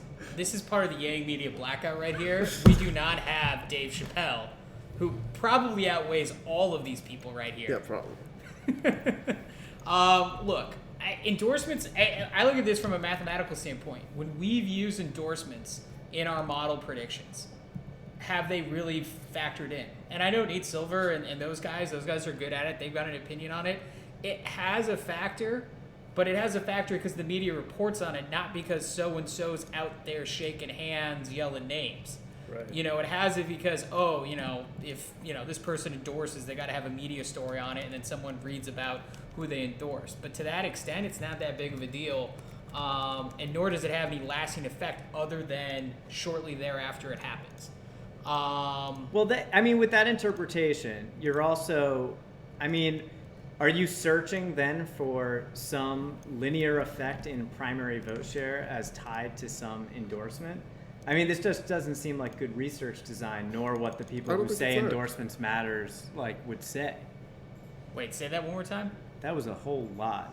I I know. We get a For play- everyone who's Can kind we of get a- drinking on this we stream. just get a playback. Yeah. It sounds like what you're saying is you looked for some linear effect that an endorsement would have on vote share, and you failed to find one, and then indicated that endorsements don't matter. Look, who knows? Maybe, Well, that's basically what you're saying is Or- I or wanted at to least see if if endorsements actually got you votes, which is the point of an election, and I didn't find it. Yeah. Well, no. What the authors of the Party Decides would say, that this is a phenomenon that it helps explain the invisible primary. No, so but it the helps Party set the Decides- stage for the Party primary, and it helps Decides- indicate who was winnowed out during this period where so many people have gotten winnowed out. No. And they would say in 2016 that was a case where the party did not decide because there were no endorsements throughout that whole invisible primary field. Yeah, but okay, but the I'm just Party- saying everybody the is- Party Decides book used a version of this measurement as a throwaway in the middle of the book, and like wasn't the point of it. The point of the Party Decides was more that there's a bunch of interest groups, and interest groups have veto power over the nominee, and so the book ends in 2008 and says if John McCain is the nominee, this book was for nothing, and this book is pointless. I think the routing with endorsements at campaigns is not every person's endorsement is as valuable as every other person's, right? So to ascribe sort of a generalization over the power that an endorsement has, to me, is probably hard. I mean, if there were a sitting Democrat governor in Iowa who had given an endorsement and was doing it to camera close and really hustling for somebody, maybe that helps, right? Yeah. I mean, that was no guarantee in 2016 when those people in early states endorsed. And the R primary, I mean, Nikki Haley was probably pretty significant. Rubio helped, gave a shot in the arm, couldn't overcome whatever setback had been caused in New Hampshire. But the point being, like, I think it's relative to the person who's endorsing. But in a caucus, I think there's probably something to be said for these people having constituencies and networks within these caucus sites that are valuable. I think maybe here, caucus state, a little more Means valuable. more You're than right. say It's all about A little bit of a endorses in built-in California. infrastructure that comes when you get them. That's great. It doesn't change that you can't replicate that everywhere because there's only how many state senators in the state and how many of them actually fall in it. So, but yeah, I mean, on like that micro level, they're probably valuable. Yeah, and It's probably it's what interesting they to can see out get of you. Yeah. Klobuchar's performance. She probably does better in the caucus sites where her Yeah, legislative endorsements are physically present. yeah, that would not surprise you. I just don't think. Yeah, you can't give a blanket point value to this person's a state Right. senator, Right. or like a DNC. Half of these DNC people are just Right. like, I mean, because there's a lot of people. There's sheriffs, get done. there's yeah, township trustees, there's whatever, gets elected at the local level, they're endorsing, and their powers. What? Yeah. So Hey. Scott, what are we waiting for? So I'm just gonna keep asking that. yeah, what are we waiting for? Nate Cohn's got an interesting tweet up here. By this time, nearly 80% of the total vote was counted in the Iowa Democratic Caucus in 2016. At least on data, based on the data we saved from last time. We have the data as well. That seems about right. Let's just put it this way. We had more votes at this point in 2016 than we do now. And it's officially 0 votes other than some of the satellite precincts reporting, satellite caucus sites reporting. We are hearing, because we have a reporter on the ground credentialed in Iowa, that the Iowa Democratic Party is going to release a flood of results at 9 Central, so in about 8 minutes. We'll see if it actually comes to fruition, but that's at least what we're hearing, and it looks like other news outlets are reporting as well. So, okay, that's what we're waiting for. We're waiting for the Iowa Democratic Party to tell us what's going on, as it should be. So long as no questioners Yeah. had a font size, it was a little too big. A little too big. Oh, wait, wrong story. Sorry. What else do we got to talk about? We got a question from anybody? What is Twitter saying to us right now? Periscope is a dumpster fire. YouTube, they've got some New Zealand politics going on. New Zealand. Lots of Yang Gang on Twitch. I mean, that's on brand. Yeah. Who's making it past? Who's gonna have made it past 1 into round 2? You gonna call any shots? I mean, What are the markets still saying right now? Yeah, what are the Anything markets at? impacted? Yeah. So we'll I'd be Send me surprised the if- predicted- Oh, We're looking Bernie's at falling That's why I predicted- came back. here was to Send pick me- up we some have- tips from the Buttigieg is guys who know how to bet skyrocketing. ponies. send it to me and I'll put it up on screen. Yeah, Buttigieg's way up. Yeah. So right now we're at latest yes price on Why is predicted. Beto O'Rourke in 5th?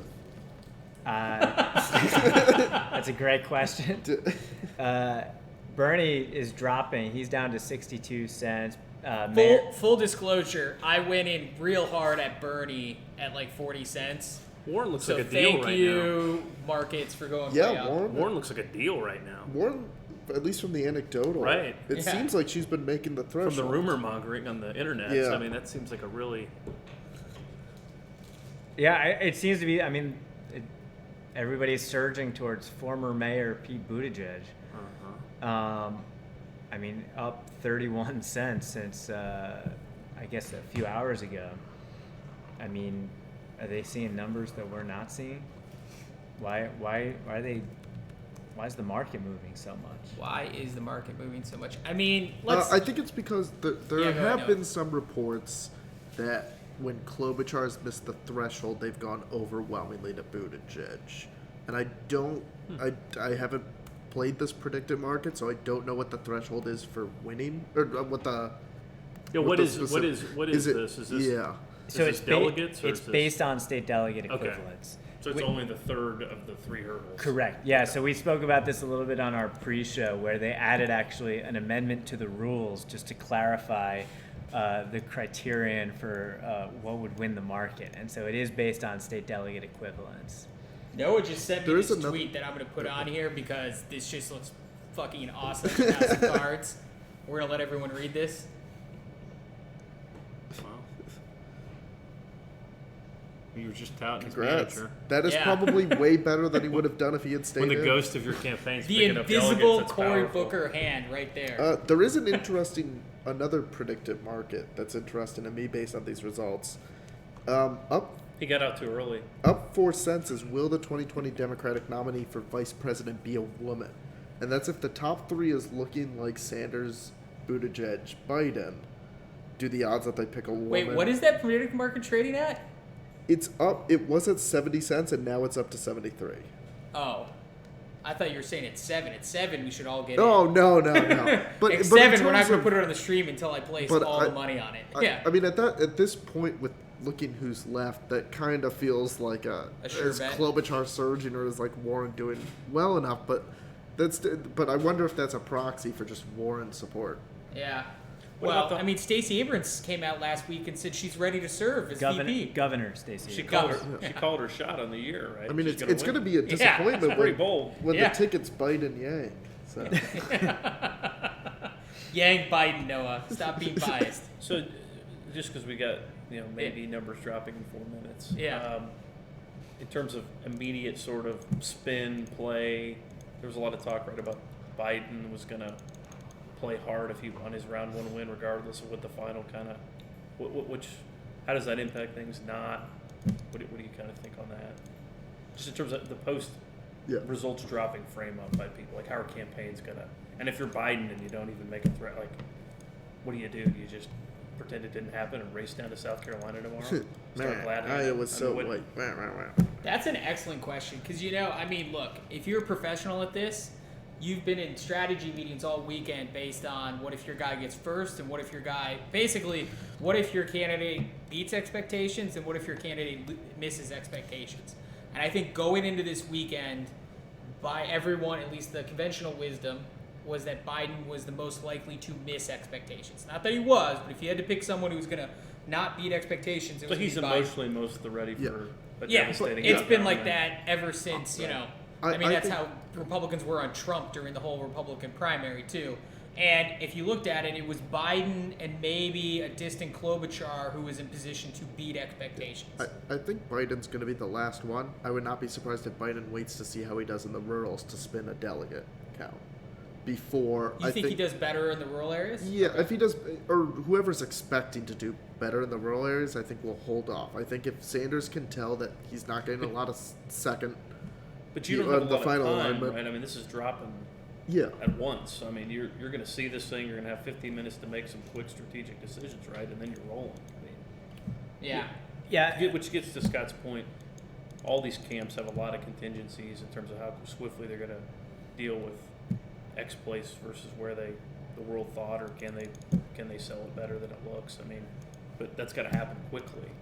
Yeah. I mean, so to your, I mean, yeah, they're going to look at it and okay, Yeah. but I mean, roll or not, doesn't he just need to probably hightail it down to South Carolina quickly, and Bernie's going to Nevada. drive it to New Hampshire, and Yeah. I mean, what else is on the board? I mean, does Mayor Pete say, well, you know what, I'm not going to New Hampshire and going to take one from Biden. I'm going to raise, or rather from Sanders. I'm going to head down to South Carolina and keep the fight with Yeah. Try to.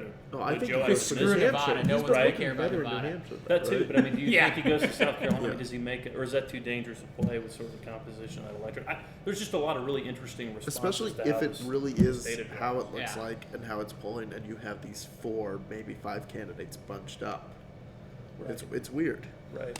It's also been interesting to see the media narrative over the past few months just shift over the last few weeks, namely that I feel like a lot of the conversation about Biden has been his argument is, well, he could win in a November election, that his whole story is he's electable, he can win races.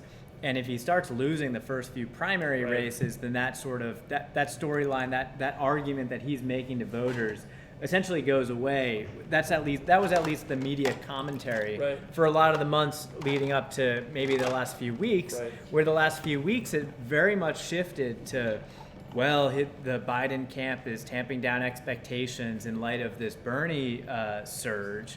And it's just been interesting to see, well, I mean, what do you guys think about this Biden electability argument? Yeah, What's your... I'm glad He's you brought it up. been doing worse in the general election polls. I kind of mocked it, talking to friends and on social media, because I've always said there's the surefire sign of a loser is somebody who's talking about I'm the best in the fall, right? Like that's what you lean on when you don't have or you're not doing well in the moment, and because it's not emotionally connecting, it's not inspiring, it doesn't create momentum. But then I thought a little more once you really dig into what the process is today. I think he felt like Biden Warren fighting out. I'm going to win in the room against the mayor and Klobuchar. You know, if I can do that and I can be above them and be in round 2, I can pull their people because they're not going to go over to the progressive side. I think it was more. I think that messaging play was more built for Iowa for him. I think, and actually, as I thought more about it, I thought, well, maybe you can get the rest of the moderate kind of voters if you beat the threshold game and put they're behind you to come to you to try to win those caucuses. It may be a moot point because he got outflanked on the moderate side by people with either better ground games, more energy, spent more money, whatever we want to ascribe it to.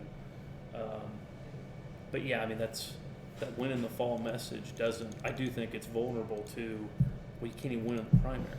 I mean, Yeah. and this is the one state where there's a little bit because of the second round negotiating a vote. Yeah. People emotionally vote, make primary votes. They do not worry about the race after the race. They're worried about the vote they're making right there. Yeah, I wonder. I know we've been harping on him a lot, but if Biden and Klobuchar are 4th and 5th, and they look like they're faltering, and New Hampshire and Nevada goes by, does the race then frame who's best to take on Bloomberg initially? Because he's there. Is it between Sanders and Warren? They're each, I'm the best poised to take on a billionaire in the primary, and Trump sort of gets sidelined a bit. I think you're going to see people avoid contrasting with Bloomberg as long as they can because I don't think you want his ire. I mean, I just don't think you can match those resources in ground game, and I think you try to ride the momentum of winning those early states and say we've been playing from the start. Yeah. But I'm not sure anybody's excited about battling with Bloomberg. So let's say 4 weeks. Biden's 4th place, or 5th, or whatever. Let's say Biden's 4th place in New Hampshire, then maybe 4th in Nevada. Where do his voters go? What is the pitch for each candidate to get? Because Biden still has a sizable number of voters, especially in the later states. What is the pitch for each candidate that, like, well, your choice is out. You're left with literally people that are registering single digits or nothing with black voters. What is the pitch? Right. Well, I mean, if he still holds on to it post tonight, whatever happens in a South Carolina win, I think he's in through the month of March and Super Tuesdays. Because then he's back to he's running at those national numbers. He's not going to have anybody that has the time or energy to undercut him. So, I mean, he just needs to survive and get the march and try to turn this thing into more of a battle with, frankly, Bloomberg than with the rest of these folks. Because that's as we're seeing, when you're up close and have options and it gets, back and forth and energy, that's just not that's not a good dynamic for him. No. What I meant to look at, in all these times he's run in the Iowa caucus, what's his best finish? It might be this. I mean, regardless of the outcome, this still might be the best showing. Yeah. That's hard. Because I don't think he's gotten delegates in the other ones. Right. No, he was definitely, you're right. He's still in the race, which is An achievement. I You know what though? I don't think he'll be VP to any of these candidates though. So, No. so long term, it might not be his best route. Right. That strategy can only that move can only be played once. Yeah. I don't know. It's interesting. I think I wonder. 10:04 trainer lied to us. I wonder how much the New Hampshire Exactly. primary is More going on to that be in a like. second. Well, this was a caucus. Let's see how we do in a primary. And I wonder if that could be some spin in it. But then you put a lot of pressure on the next one, and it's. Yeah. No, I mean, everybody else lives off the energy or lack thereof of the last race, unless you're Bloomberg right now. And You need that's, money. That's brutal, ruthless, and just how it is. Yeah. And with Nevada, when we talked about organizing. I wonder how some of these bigger. You've seen a lot of unions splitting either way. I know one union recently flipped from Bernie to Biden, but Bernie's been getting some of the bigger ones, especially in Nevada. Does Hey. that sort of grassroots? Oh, yeah.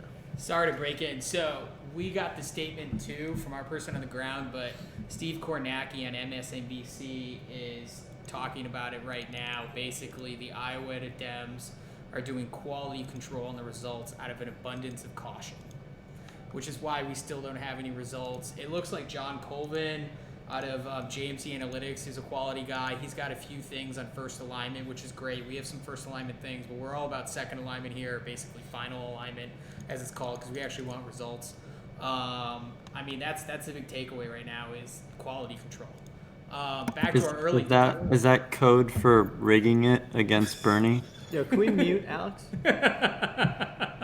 Yes, that is code for rigging it against Bernie. There's no balance. It's boxes, I mean, they got to quality boxes of control those caucus Tbilisi, goers. Georgia satellite caucus numbers.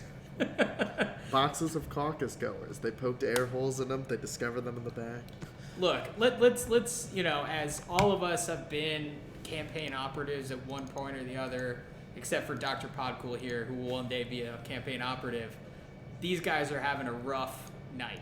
Like, if you're an operative, you do not want to fuck this up. You do not want to say someone won and walked it back. I mean, remember what happened to Mitt Romney and Santorum back in the day. I mean, some of those staffers still can't show their faces in bars. And so, can you really Let alone church. let alone church? And so, let's give them a break and let's see what comes out. There's plenty for all election nerds, and we'll pull some of them up as they come up. There's plenty of people with like firsthand reporting inside these caucus locations, reporting on first alignment. Like, let's pull up Colvin. See if I can pull him up live. John, do we even have him? Sorry, I'm gonna do it live on the thing, but he had some interesting stuff, right? So he's got some stuff. I don't know where he's getting 2% in, but this is an example of there are some people on the ground. They are reporting some of it. And, this is what's going on tonight, and this is what we got to talk about, which was why we have like a whole deck and a whole bunch of stuff set up talking about Michael Bloomberg and TV. Speaking of TV, Austin, Cue up that Biden attack Wait, ad. that's- yeah, let's look at some ads. That's Let's a crazy talk Biden. about some TV ads here. Or Like, crazy Pete. let's be serious. Like, Biden had an attack ad to close out today. Well, I mean, And when do you go on the attack, Nick? When you're behind, right? right. Well, and that Yeah. third party group, the MFI or whatever, that went up for going after Joe Yeah. Biden with. Yeah. Can we pull They that went one up, after Bernie. Austin? The pro I'm sorry, with Republican- Bernie. Yeah. I'm sorry. yeah. Which one there? Which one of these ads, Nick, on the screen here? Sorry.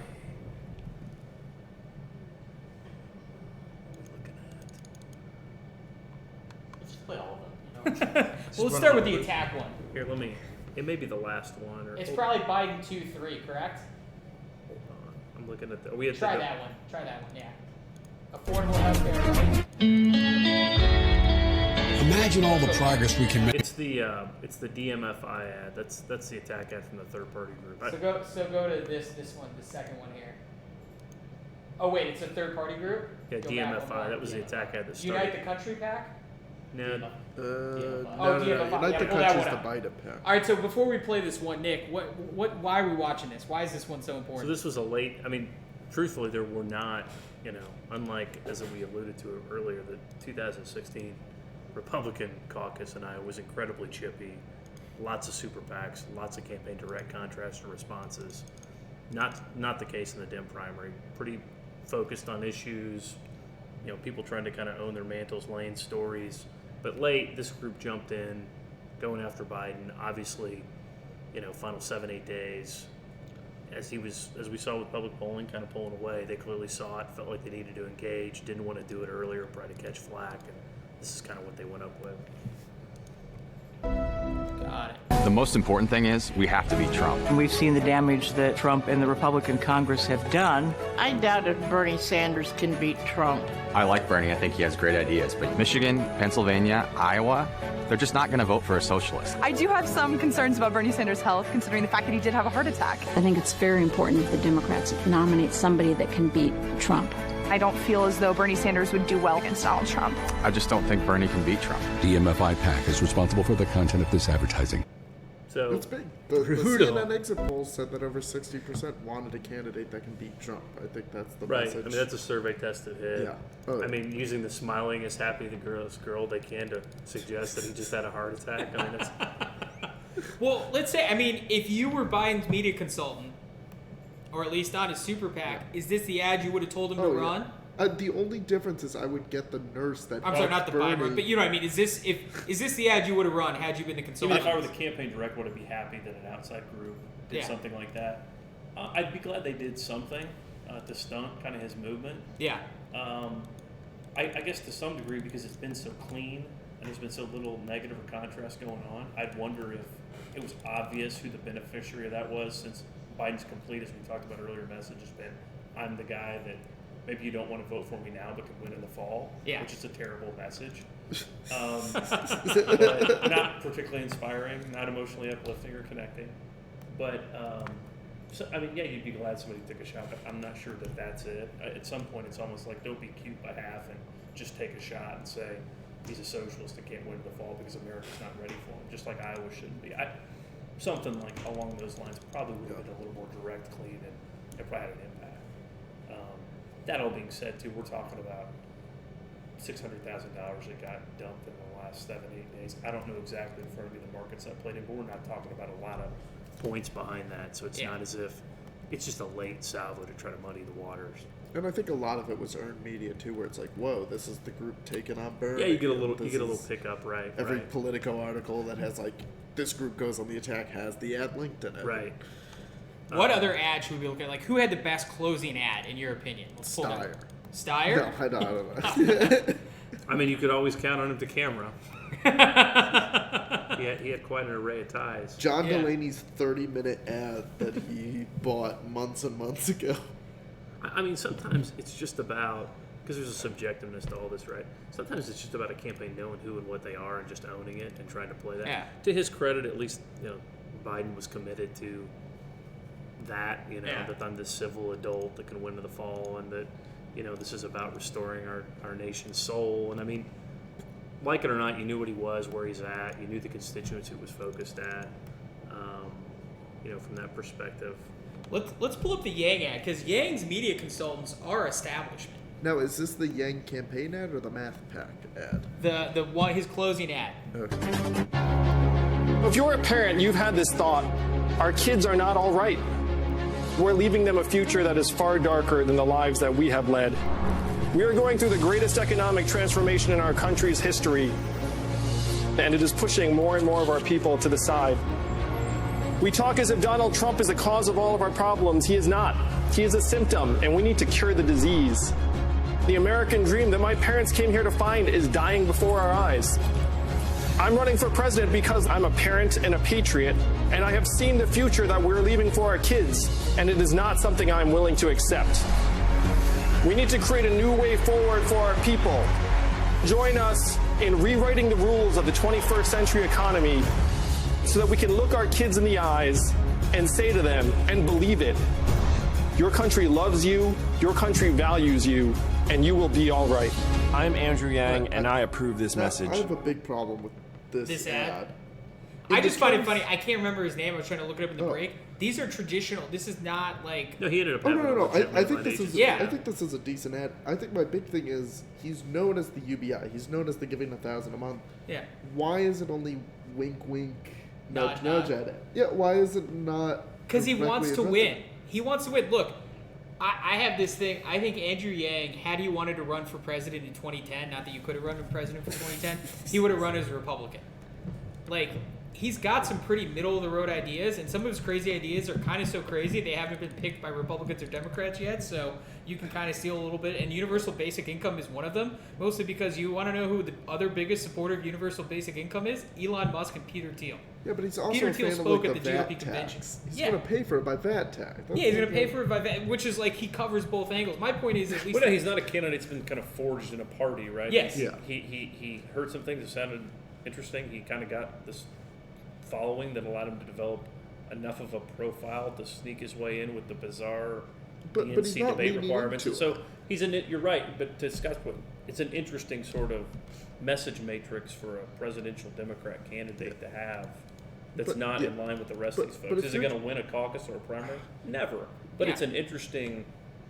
But if you're But to your tuning in- question, but that's if you're why he tuning didn't lean in, into you're looking- UBI, because... Yeah, but if you're tuning in, you're looking at this and you're going, oh, homeless, here's the plan. And instead of hearing, here's my idea to solve it, you just rewrite the rules of the economy. and it's not...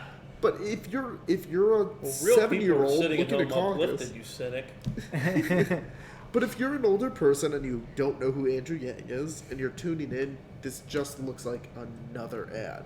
And That's said my, that- he that's said what that they at were his talking own about. Like, event. he's picked a traditional media firm, and this looks like something Joe Biden should run. But he said that at his own events. But that He's doesn't asked, mean who has seen my ad? And only that a few doesn't people mean the raised their hand. approach or the production value or the No, way it's no, I done think is it's wrong. good. I think it's just more about there's something to be said for messages do have to, there's a reason campaigns take surveys, right? Yeah. To find out what people think, to regurgitate back to them what they want to hear, so that they're drawn to them and vote for them. Yeah. I mean, this is most of what he's saying is not top line move Democrats, moderate or progressives to you to vote for you. So, I don't think it's enough.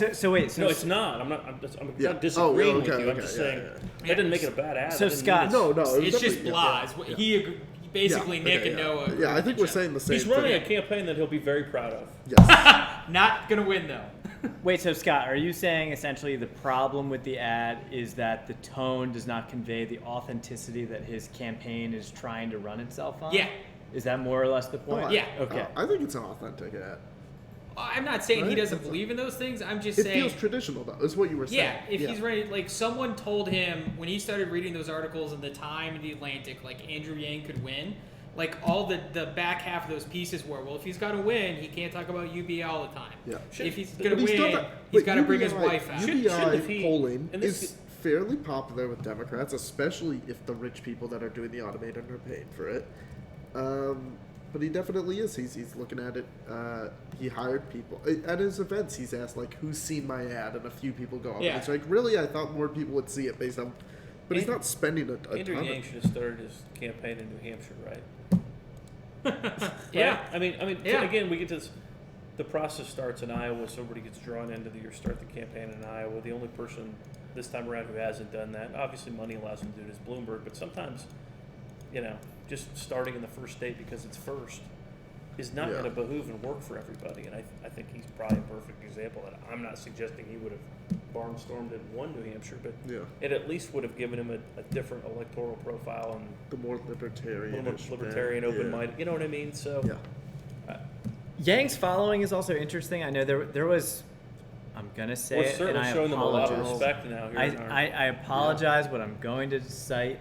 There was an Emerson College poll the other day, and Wait, do you have a tweet we can reference? no, I'll just say the numbers. There was a tweet where they asked the respondents, will you, if your preferred candidate does not win the nomination, will you continue to support the Democratic nominee in November regardless?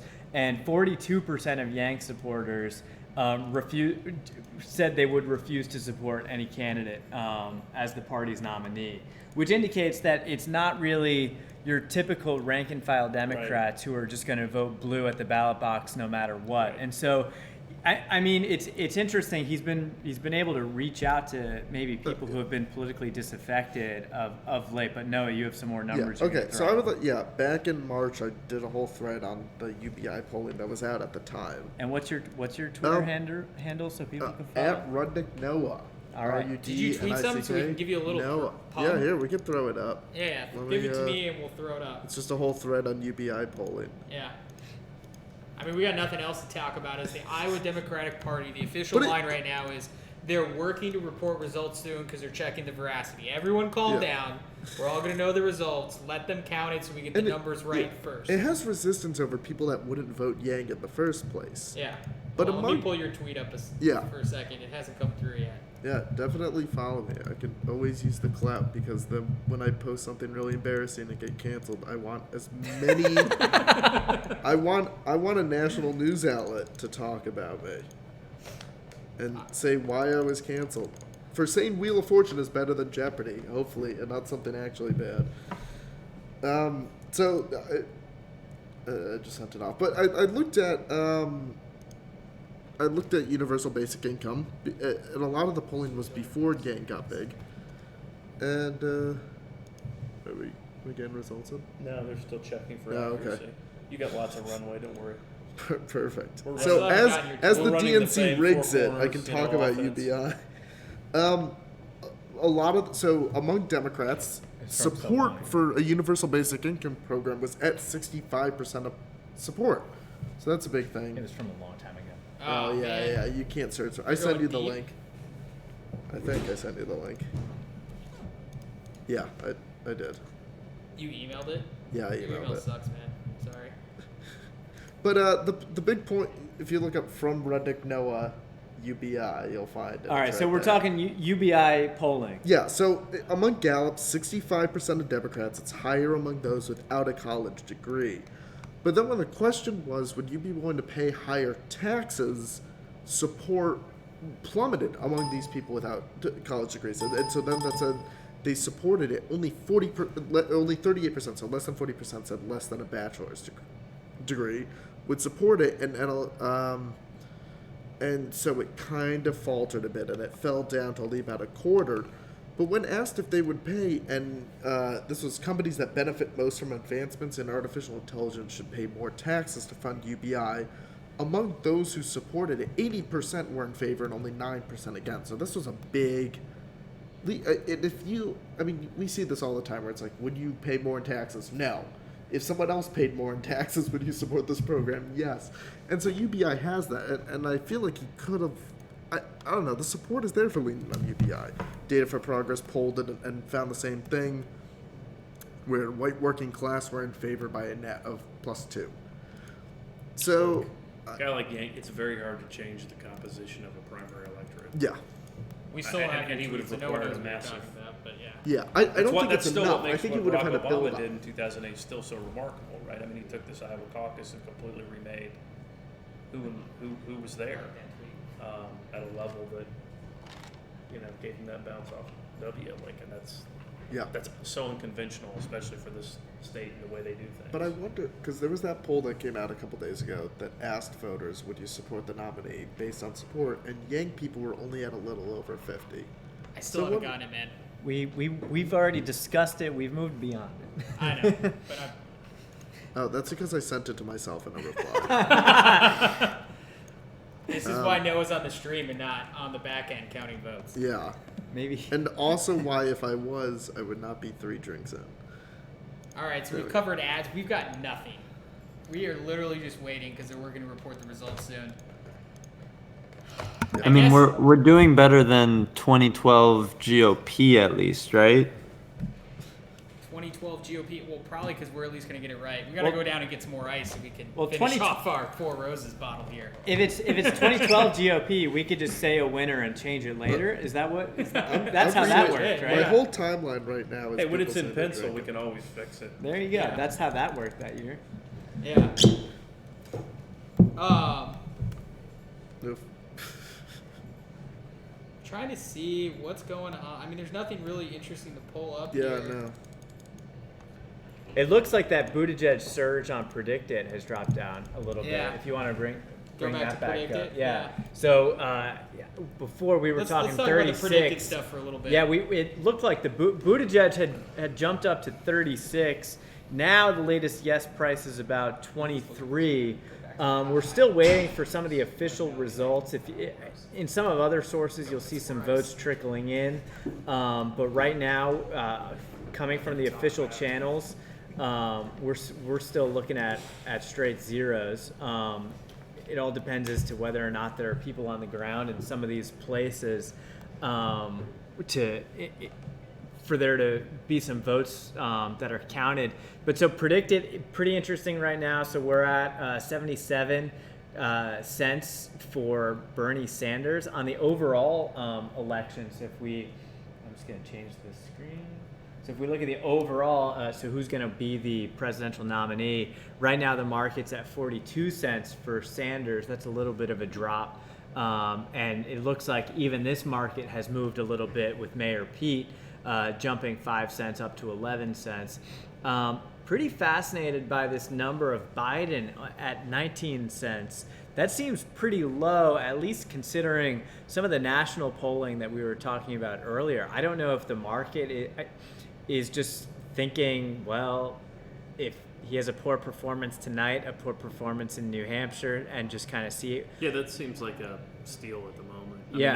I'm not even projecting that, he's going to go through this, a New Hampshire loss, and come through the Super Tuesday stuff with a win, but still, that's pretty low right now. Yeah, I don't know what's more shocking. Either A, that as Austin just whispered, that Hillary Clinton's at 4 cents. Right. That's pretty shocking. But then the other one, that Bloomberg is at 16 and Biden is at 19. Right. It tells you a lot about. I mean, maybe it tells us more about predicted traders than anything else. It could. This seems pretty bullish on Bernie's chances. Alex, if you're there, do you have any thoughts? Just because I know that you are pretty well versed in predicted. He might not actually be there. Oh, there he is. Yeah, I mean, I think they're looking ahead. I think they're predicting that Biden's going to come in fourth tonight. Maybe not even pick up. There was a scenario where if first to fourth place were close enough, the delegate difference wouldn't even really matter all that much. You would be talking about a difference of like 3 delegates from first place to fourth place. But I think they're predicting that Biden's gonna come in a distant fourth here and sort of start a death spiral, is what I'm guessing. Come in fourth here, come in third or fourth in New Hampshire, lose Nevada. Kind of that scenario that I was talking about earlier, where he goes into South Carolina. I can't see Biden dropping out before South Carolina, obviously, but he goes into South Carolina severely wounded. Yeah, I think that's I think that's probably the most plausible storyline for trying to. Yeah, I mean, the hardest part for Biden is, because we talked about early contingencies after the night. I'm just looking at next week's spending, for example, in New Hampshire. Biden didn't have a dollar on the air. He wouldn't plan on competing there anyways. That's a long, hard week after what could potentially be a really bad night for him if he's not on the board, let alone with a delegate. To whatever it's worth, too, Steyer's continuing to spend in New Hampshire, but behind him is Warren, who obviously needs to do well in New Hampshire. I think the neighboring state narrative is putting pressure on her. Sanders a little bit below her. Klobuchar's been spending real resources on cable out there. So it'll be interesting to see how people sort of spending in the next 7 days and presence in New Hampshire. Because the one thing is you can't avoid being in New Hampshire physically because the next debate's there late in this week. So that creates sort of a conundrum too, right? I mean, if you're Biden, you're jet setting to South Carolina for 5 days, and then you got to go north and sort of be a part of the debate and have to deal with the performance of the caucus that was poor, and the fact that you're hardly competing in New Hampshire. It's just not going to be a very good, pleasant 17 days. And Klobuchar and Yang have made that debate, right? So even if they fall short here, they might not have an incentive to drop. Though Harris dropped out when she had made a debate. Right. But I wonder if this is an incentive to stay in. Yeah, it's, at this point, when people underperform, it's hard to know. It ends up becoming a candidate personal, like, do I have it in me decision, right? I get a sense that some of these people, like you said, probably will stick around at least for next debate in New Hampshire and then make a decision. Do you think it's a smart move for Biden to just not really contest New Hampshire at all? I understand it. I understand the state of the nature of the and how the field is set as of right now. Obviously, all of that's going to change tomorrow based on the storylines coming out of Iowa. But Yeah, do we I think do. that's kind of a smart decision? Just because, at least maybe to dump a little bit of money in there just to stay afloat? I think there's more people who did better in Iowa and then participated at a more intense, serious level in New Hampshire of momentum and excitement that probably had intentionally planned not to. That probably regretted that move, right? I mean, one example. I mean, when Huckabee won the caucuses, I mean, he went to New Hampshire, tried to make a play. Probably shouldn't have, right? Probably should just jet set to South Carolina, camped out, made a play. I mean, I just think know what you're going to do based upon what happens, and then just go do it, and don't buy into the outside noise. Figure out your own path to delegates. If you're Biden, though, aren't you worried about Buttigieg beating you in Iowa and then possibly also beating you in New Hampshire, considering he's playing for the same lane?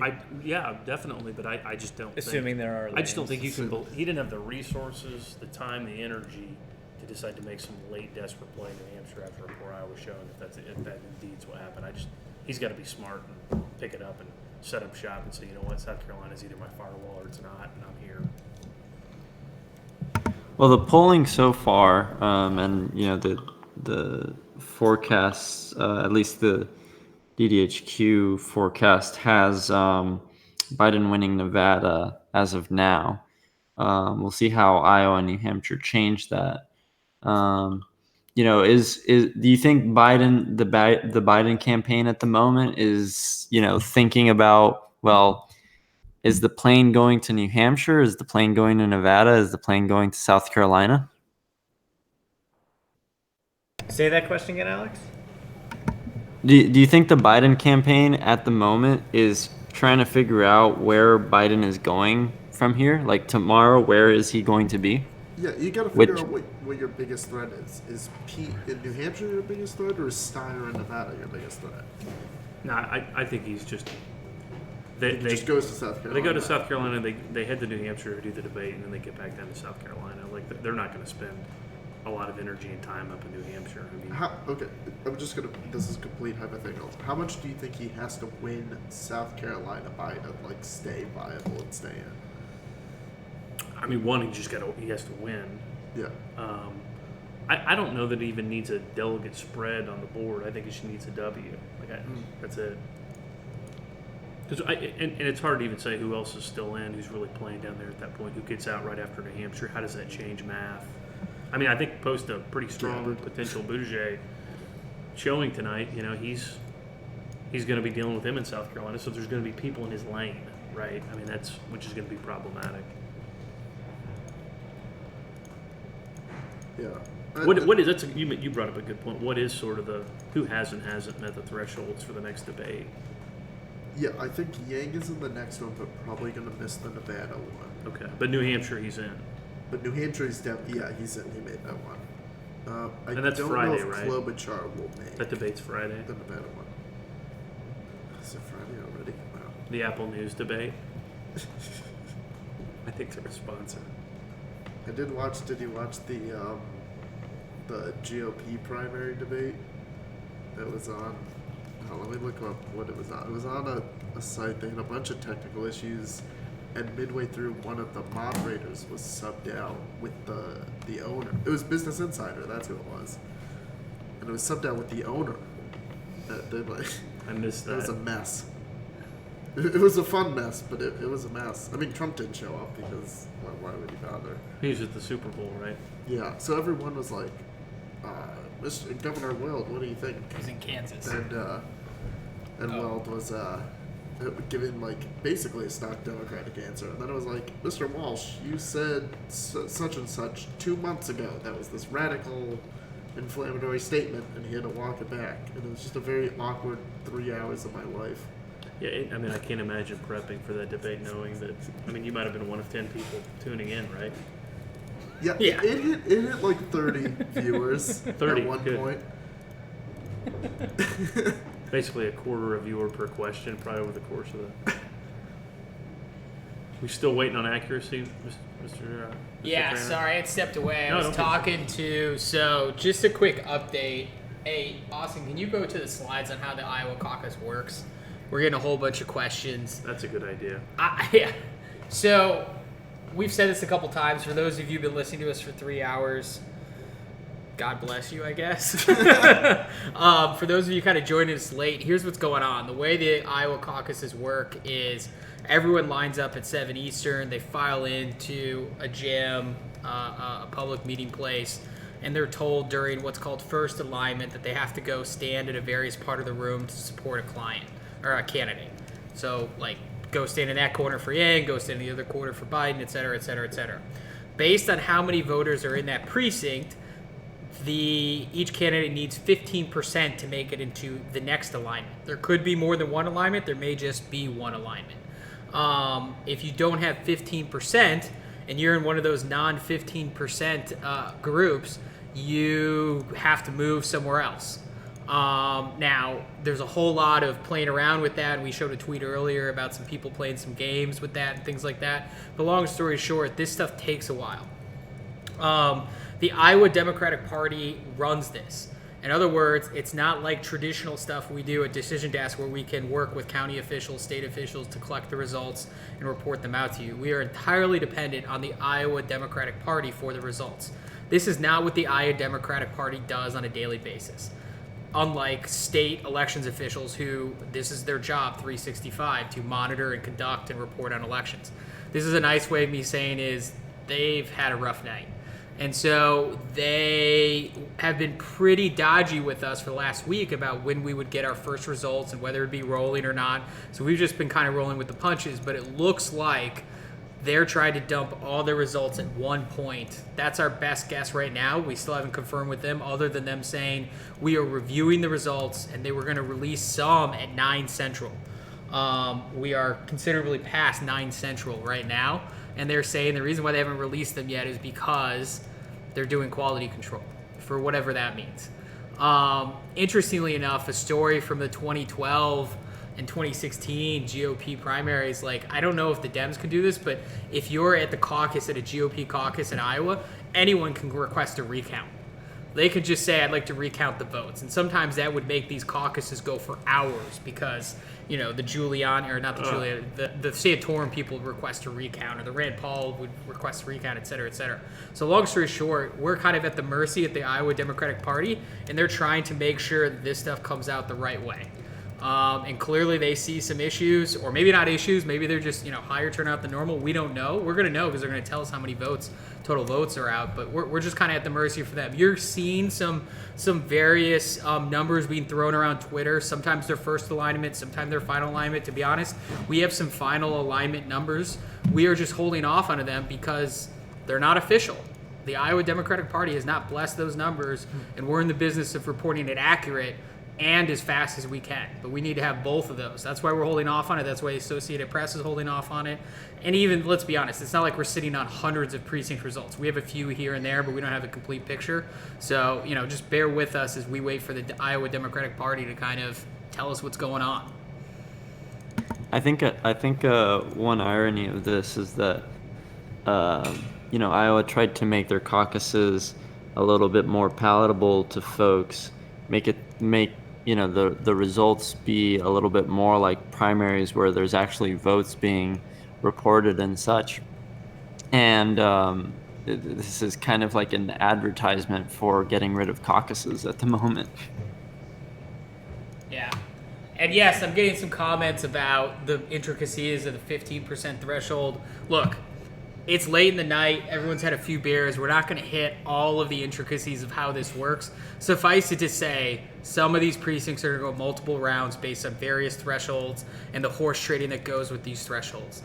This is what happens when you have 15 plus candidates and probably some of the best field staffs politics has seen, right? Like, I mean, internationally, people look at how U.S. campaigns are operated and how to run their field programs. And the Iowa caucus, no joke, is the perfect test for how well your field team has been put together. And so, you know, this is how it all works, and it's because these rules are so complicated and how it works. Podcool has stepped away, but his favorite outcome for tonight is what? Bernie winning the total overall vote, but Biden somehow outmaneuvering him to get the most state awarded delegates. Is that right, Podcool? Oh yeah. Oh yeah, it's got. We need to have some. That's what Twitter needs. That's what Twitter needs. We need to have some discontinuity between the different metrics we have, just so we could have not only people win by losing, but we could also have multiple winners based on winning. So we just take. If we look at previous years, we've had people say, well, we won because we came in third place, but we were expecting a fourth place finish, so we really won the caucus night.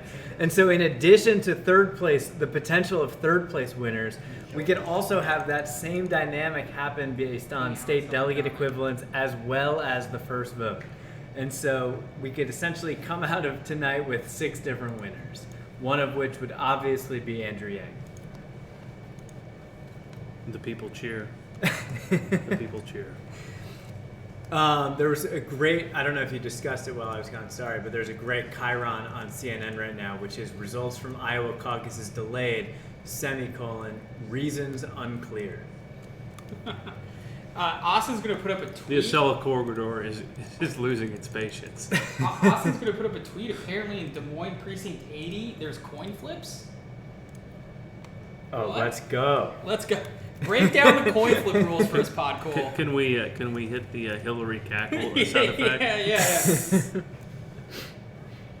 So the coin flips are done in precincts where there's a tie anywhere. Like it doesn't have to be for first place. It can be for, tie for second or third.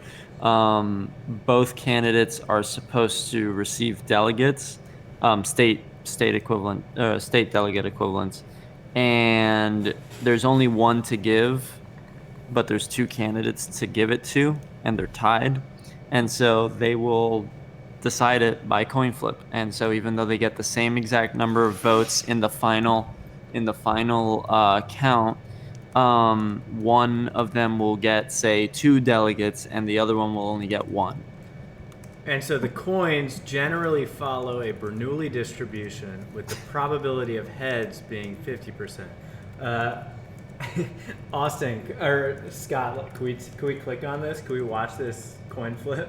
This is how exciting this is right now. We're watching a coin flip. Tails. There you go. Give us the play-by-play, Buckle. So she flipped a coin, and it landed on tails. And what a pro. She doesn't even hesitate on the ruling. And the 49ers decided to defer, which means the Chiefs received at the beginning of the first half. She's at least better at being swift than a National Football League referee. Tails. There you go. You get the delegate. Podcool, while we wait for results, can you set up an R script to you get the delegate. flip 14,605 Bernoulli coins? Tails. Well, the average is going to be about 50%.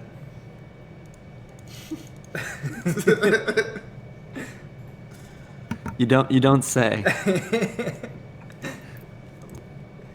Yeah, so this is a weird night. This is not unlike our UK live stream, where we were just waiting and waiting and waiting for results, where I thought I was going to be asleep by now, but I'm not. Hoping. What's our question? It's not really a question. But feel free to offer guesses as to what's going on. Okay. So, someone on Twitch said, first time viewer, they'd like to hear our guesses on what's going to happen. So, we're going to play our favorite game. And usually we play when we have some results at various points in the night, but we have no results. All we have is the best result are my gut instincts. The best results are my gut instincts. Which has been said to me in a work meeting, non-ironically. Excuse me. Put your data away, sir. Put your data away. I've been doing this since before you were born. That's also true. No. Who would you rather be at this point in the night, based on basically all the crap we've been reading on Twitter? Starting with Noah. We're gonna let Nick go last so he can sound the smartest. Buttigieg. I know the CNN entrance poll has changed 5 times, but it seemed to have changed for Buttigieg this time. And then again, from what we've seen on the ground results, it does look like he's been doing better on the final. I keep forgetting this word. But the first and then the final. The final count? Yeah. Yeah, the final alignment? Alignment, thank you. Yeah. He's been doing better on the final alignment, which bodes well for him in some of the more populist things. We have not seen a lot of rural counts, so I don't know whether to say Biden. But if Buttigieg at least makes top 3, I think that's doing fairly well and beating out polls a bit and giving some momentum further. This is the kind of state he has to do well in because he's not going to do well in South Carolina based on current polling. He could definitely turn it around. But I think that I would rather be Buttigieg putting up a good fight, maybe even beating Bernie here, which would be big. So if I had to choose someone, Mayor Pete. Nick, what do we got? I'm going to go total counter here. One, I think it's Biden because it's past it's past his bedtime, so he doesn't have to give a sort of negative speech in this environment. 2, at this rate, these results are going to come out till Wednesday, so he's 3 days closer to South Carolina, which is all it's like he's in the middle of the ocean scrambling to get to shore. The CNN cryon right now, results from Iowa caucus is delayed, reasons unclear. And then the map. Unhinged right now. It's not unclear why the results are taking so long. This is not what they do. It takes a while. Right. I'm excited to see the CNN Chiron the morning after the election with Maricopa coming in. On a normal statewide primary in Iowa, what time do polls close? 8? Yeah. I mean, in 2016, at this point in the night, it was about 85% of the vote was in. Hillary had a very slight edge, and so it did go, deep into the night. In 2008, David Axelrod tweeted that in 2008, Obama had already given his victory speech by now, and they were well on to celebrating in the after party. So little did they know that there was going to cry that was about to hit him 5 days later in New Hampshire. I'm just looking forward to Nevada now, where it's on Mountain Time, Pacific Time. I'm kind of saying on a regular non-presidential Iowa election night, like. Polls close at 8, so they don't know what's happening until 10:30, 11, right? So my point is we're not that far out if it's not this strange sort of process from when it normally comes in. It takes a little patience, Yeah. Right. It's a lot more people tuned in now, it feels like. So these things happen. You're trying to coordinate a whole primary.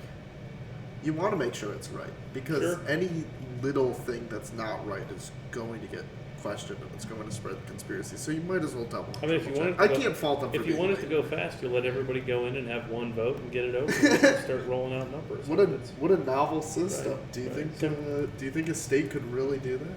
I think that idea could catch on. Okay, so let's switch over to. Hold on, let me pull this tweet up. Hopefully it's somewhere.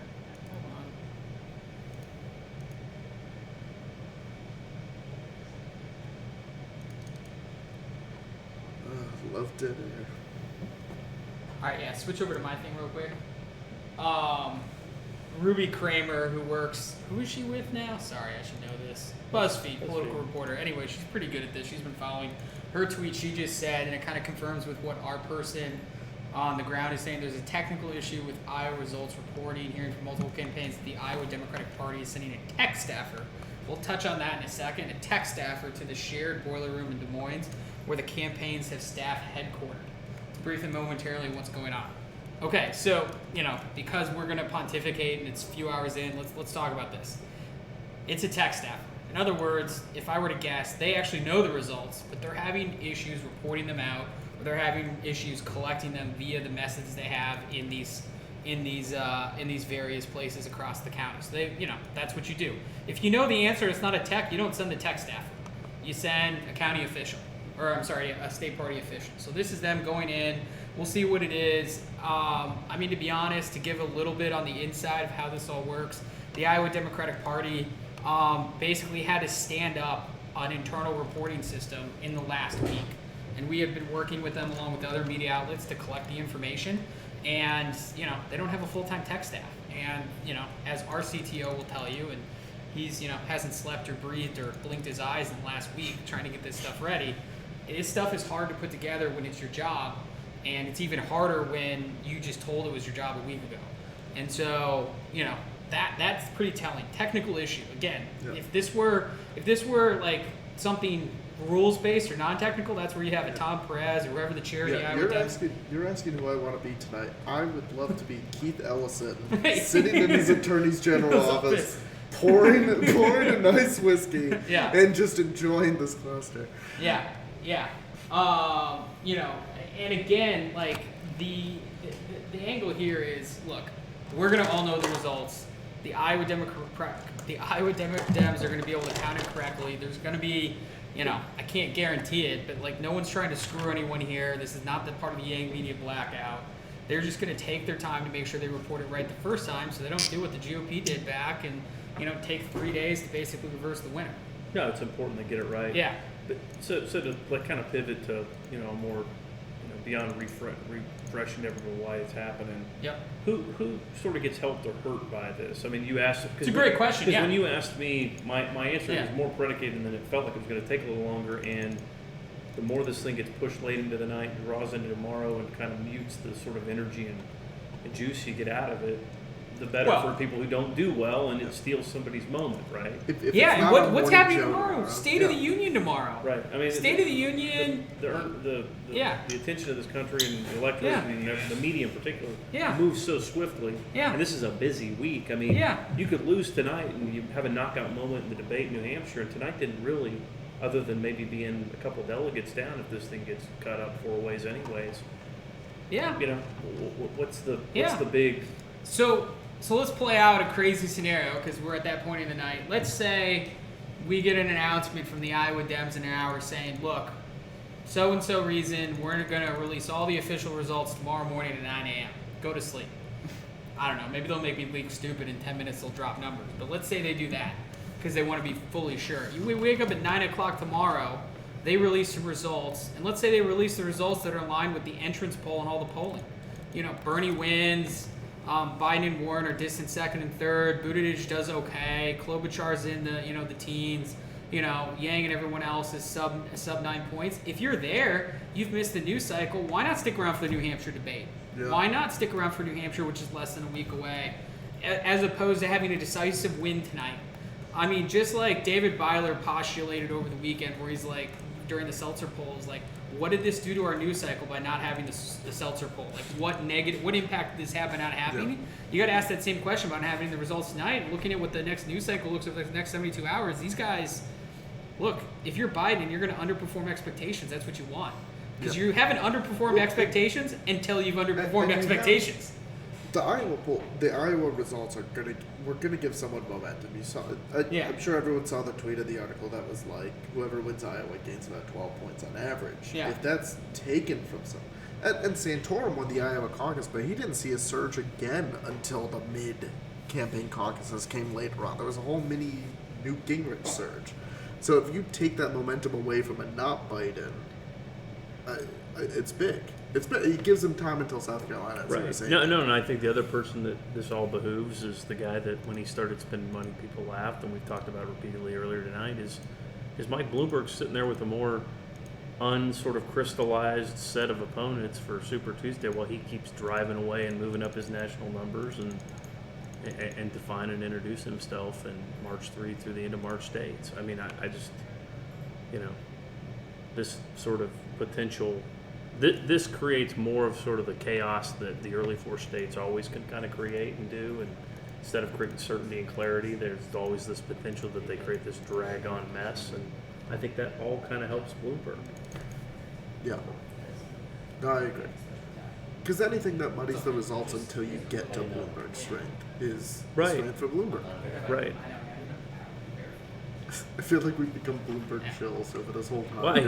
Well, it's such an interesting dynamic. You know? And he's interesting, and he has nothing to do with that. He's not even he didn't even bother to get on the ballot. Will he show up to the Nevada debate if he qualifies? Who knows? Guys, if we're still talking about this in a half hour waiting for results, we're going to talk about the 2024 GOP primary. Hey, why not? Oh, yeah. Wait, no, I have opinions on it. Hold on for another 30 minutes, because if we still are waiting for results in 30 minutes, we're going to have to go to our ultimate backup segment. Iowa 2024 GOP. Yeah. Don Jr. versus Ted Cruz versus Marco Rubio versus Rick Scott versus Ron DeSantis. You have to go full disclosure who everybody's with. Yeah. We're with whoever's going to pay us the most. I can't remember. He's going to switch back to being a Republican. He's going to switch back. He's going to buy himself a Republican seat. Yeah. Yeah, so recap, because we're getting more questions. We're just waiting like everyone else. We got a reporter on the ground in the media center, just like everyone else, getting told the same thing. The reason why we got this tweet up from Ruby Kramer is because she's a pretty reliable source. The fact that she's reporting this at tech staff were going around, that is news, because that indicates to us it's technical. We're not surprised there's technical. Our CTO, Chris Green, who's been, operating our stuff, is just, cackling to himself because he kind of knew this was going to happen all week, and, the tech guys always like it when they're right, so. Do they do practice caucuses? We started getting test results from them in the last 24 hours. Okay. But we give test results to our clients' decision desk weeks ahead of time. So everyone's a little bit behind. What do you got there, Nick Nick? Corsani from okay. the New York Times said that another reason for the result delay, many precinct chairs apparently abandoned the new app that was built to report results as users struggled to log in. So the techpocalypse. Oh, can we pull up that Onion article about the voting machine winning 100% of the precinct? Nick Corasanti, I gotta pull up his thing. How is he not showing up in my Twitter feed here? Oh, here it is. Yeah. Turnout is on pace for 2016, so not 2008 records, according to Nick Corasanti. Well, Nick's pretty good at this, but let's hold off on any turnout proclamations. Okay. Yeah. Right. Yeah. Yeah. Oh, there we go. Sorry. Let's see what.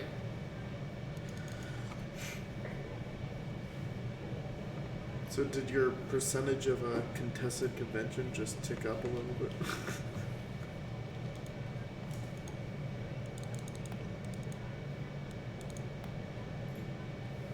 Oh, yeah. Official statement. Oh, official statement. Ooh. Pull it up. Biden advisor delay. Delay in results frustrating. Oh, here's the official statement. We'll pull it up on the screen. For 2016, which is low, 172,000 turned out, and then down from a record high of 240 in 2008. The integrity of the results is paramount. We've experienced the delay in the results due to the quality checks and the fact the IDP is reporting out 3 data sets for the first time. What we know right now is that around 25% of the precincts have reported, and early data indicates turnout is on pace for 2016. IDP Communications Director Mandy McClure. Just so you know, Mandy's been doing a great job. Mandy has been the tech contact for everyone the last week. So she's not only had to deal with this, she's had to deal with tech people like us. So they're really trying to get it out there. But that's some interesting stuff.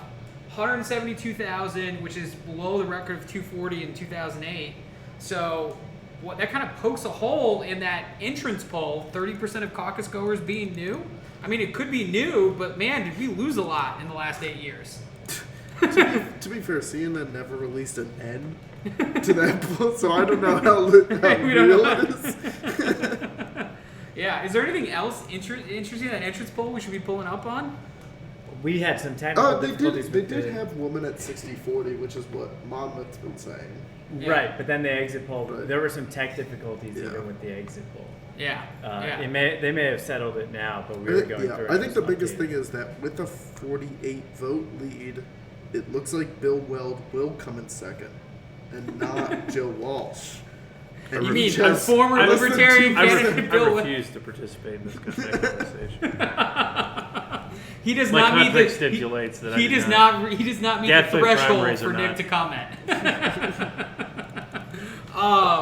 But yeah, just to reiterate for everyone who's asking us, here's something interesting. So happening now in Iowa. This is 47 minutes ago. I'm just checking out some Twitter stuff, but Tom Miller was caucusing for Buttigieg after Joe Biden's camp wasn't viable. Obviously, he was a Biden. Amy Jo Yang not viable. Pete wins raw vote total by a hair. Most Biden and Amy people come over to Pete. I mean, it's just interesting when you start thinking about some of the 1 to 2 kind of movements and where you think people coalesce. Usually makes sense. Yeah. When there's a non-viable play on the board. So, I don't know. A lot of anecdotal seems to sound like Mayor Pete's having a better than expected night.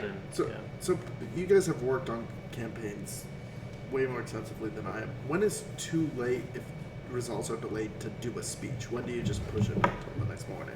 That's a good question.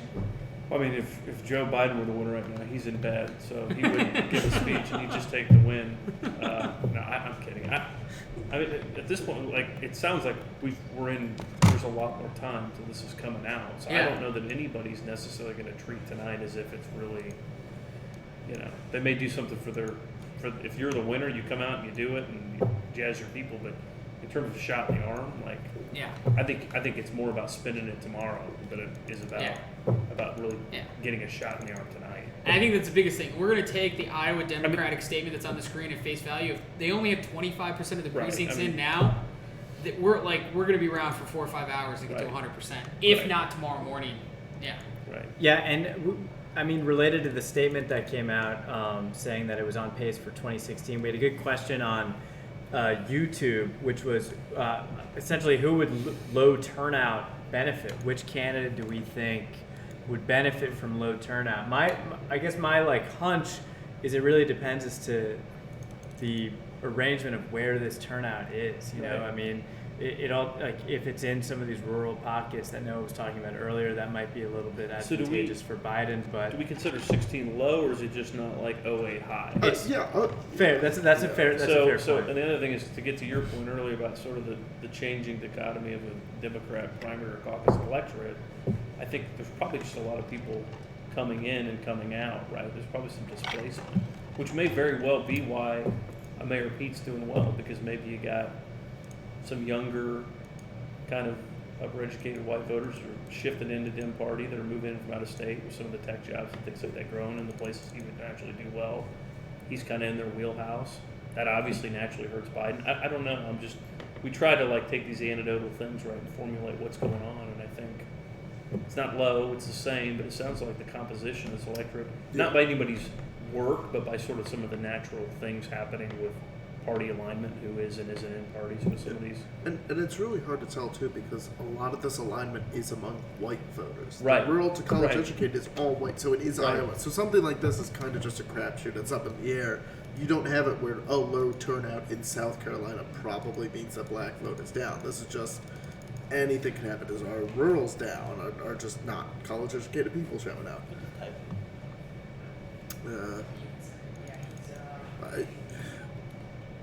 It's tough. I feel like the reporters have all the anecdotal evidence I've seen has been from the more upscale, right? Larger, but it's a lot more. Nobody knows Des Moines suburb based, which Yeah. makes sense, right? Nobody's racing all the way out to the middle of. So we really don't have a fair snapshot of how is Biden doing in.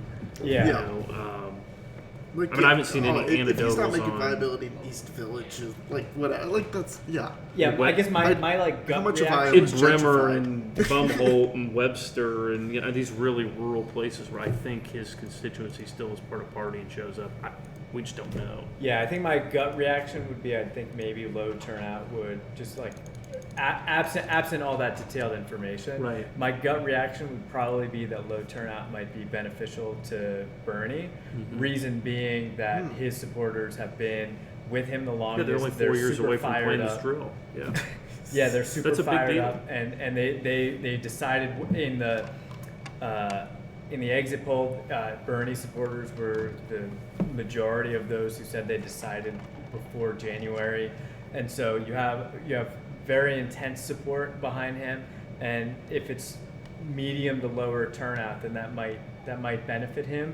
That'd be my guess, but that's just to sort of answer the question absent any of the data. Well, I mean, 176,000 last time or whatever, and if it's the same, I mean, that means he had anywhere from 85,000 people for him against Hillary. And one of the big thing for caucus too is that you're looking at Sanders support. You're looking at some of the, not necessarily the flipping Democrat support among suburban women, but among some of the core for the past few cycles have been single people and people that don't need childcare. And one of the big things I saw was that Elizabeth Warren her campaign was providing childcare at some of the precinct services. And so when you talk about low turnout, you're talking about people. There was a recent study that when you had a kid, your voter turnout dropped, and so just different things that it's hard to predict that if you're not looking at the micro, who had a kid, let me target them to try to turn out. But just the different who's showing up, who's not, is all over the place. And trying to say what a low turnout situation benefits it. It might be these single college students getting out of class. It might be these people just getting off the shift. And it's really hard. People have different life situations that kind of get buried in a lot of the top line polling that I think goes into, especially the caucus. When the primary is easier when you can go out and you can vote, and that's why turnout's way higher, and turnout is a lot more of these disinterested people. But caucus requires a dedicated following. And so you're right with the Bernie people having made up their mind. You always wonder, like, who are these Biden people caucusing?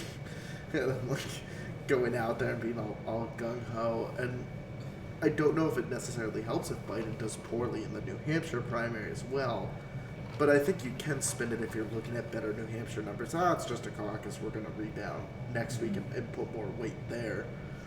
But there's not as many caucuses left. Iowa and Nevada start to look a bit more like outliers as they keep going forward.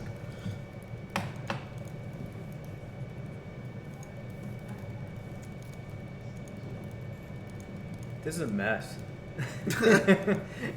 This evening is not going, I think, the way anybody thought it would go. Well, and again, let the state from a party perspective, right? I mean, I don't know. Dems, I mean, they've got all this energy to want to try to go after the president and take him down, and all this wide array of candidates, and they have a big night like this, and again, I'm not throwing people under the bus, but at a certain level, you're missing opportunity to capitalize on these. You got attention. People are dialed in. Like, you're missing moments when you can't get results delivered in a timely, appropriate sort of expectation level manner. And again, that's not to throw someone under the bus. Or I know this stuff's hard. And I'm the least like technological, data analytics, sophisticated guy in the room right now. But I do know that this is a missed opportunity. They're not going to name a winner tonight with many people still dialed in. And not only and you know what? Tomorrow night the president's got command focus. He's giving the State of the Union. fact. This didn't happen in 24 hours for all intents and purposes. What are the chances, Donald, if they don't announce a winner and they're still dicking around tomorrow, that President Trump mentions it in his State of the Union? Draw some connection between the Dems not being able to announce a winner in Iowa and his ability to run the country better. Right. No, I mean this is not a good. Yeah. And it's not only, but it's not. It's only an easy just that contrast. Yeah. Yeah. And it's something he'll say in in plain English. Target. Right. There's nothing that like blue and he check, should. Yeah. If you're talking blue check reporters on Twitter, there's nothing they like more than making snide comments. And if tomorrow is just filled with snide comments about it from the influencers, from the tastemakers, that has a real impact on people following. We were talking earlier where it's like you want to do well in Iowa to get the money boost. Well, if you do well in Iowa but it doesn't come out until 12 hours later and it seems tainted, do you get the same enthusiasm boost? Do you get the same donation boost as you do this if is it didn't just come fundamentally out about tonight? to turn into nothing but a small allocation of delegates in what was a huge amount of resources and money and time and energy. That's what it's turning into. Like, again, missed opportunity sort of for positioning. Not just for an individual candidate, for a party that's trying to show it's got its stuff together. Yeah. Do you think that the pressure then is on Iowa to change to a primary or to change to a new state? Or just nothing? Do you think they're just going to... I mean, I don't know. Yeah. My hunch would be that... I think the caucuses are still too fun and have too much... the process is too enjoyed by sort of the insider class and the people in the state. I mean, if you're a part of one of these things, you're not mad that results haven't come out. You're still grinding it out and fighting it and doing it. And you want those cameras. You're juiced. Like, it's the world who's watching who's frustrated. So, I mean, there's that, there's a whole different, like, bubble we're in versus they're in. I think. Especially if you're on the campaigns, you're probably at this point just ready for let us know. Give us a report card. Like, your candidate's this has gone on a is long closed. time for some of these people. All right, 3 hours in, should we recycle some content? Recap how we got here? Pull my Twitter back up. I mean, in another 20 minutes, we are going to be talking about 2024 primaries at this point. I don't know what to tell you. I mean, at 25%, I think that's the biggest thing. 25% reporting, if we believe that Iowa Dem number, this is going to be a while. So now, sincere question. If they're saying 25% precincts, why are we not seeing numbers? Well, explain to people. Yeah, why we're not seeing numbers. So they're saying 25 precincts, but we're entirely reliant on the system they've built to collect the votes and report them to people like us. So they clearly have some numbers, and they are making the conscious decision not to let us, members of the media, know. We don't know. The Associated Press doesn't know. Edison doesn't know. Now, each of our operations has some anecdotal, on-the-ground evidence because we have people on the ground. They have people on the ground. So some people are reporting, 1 or 2 precincts that they have people in.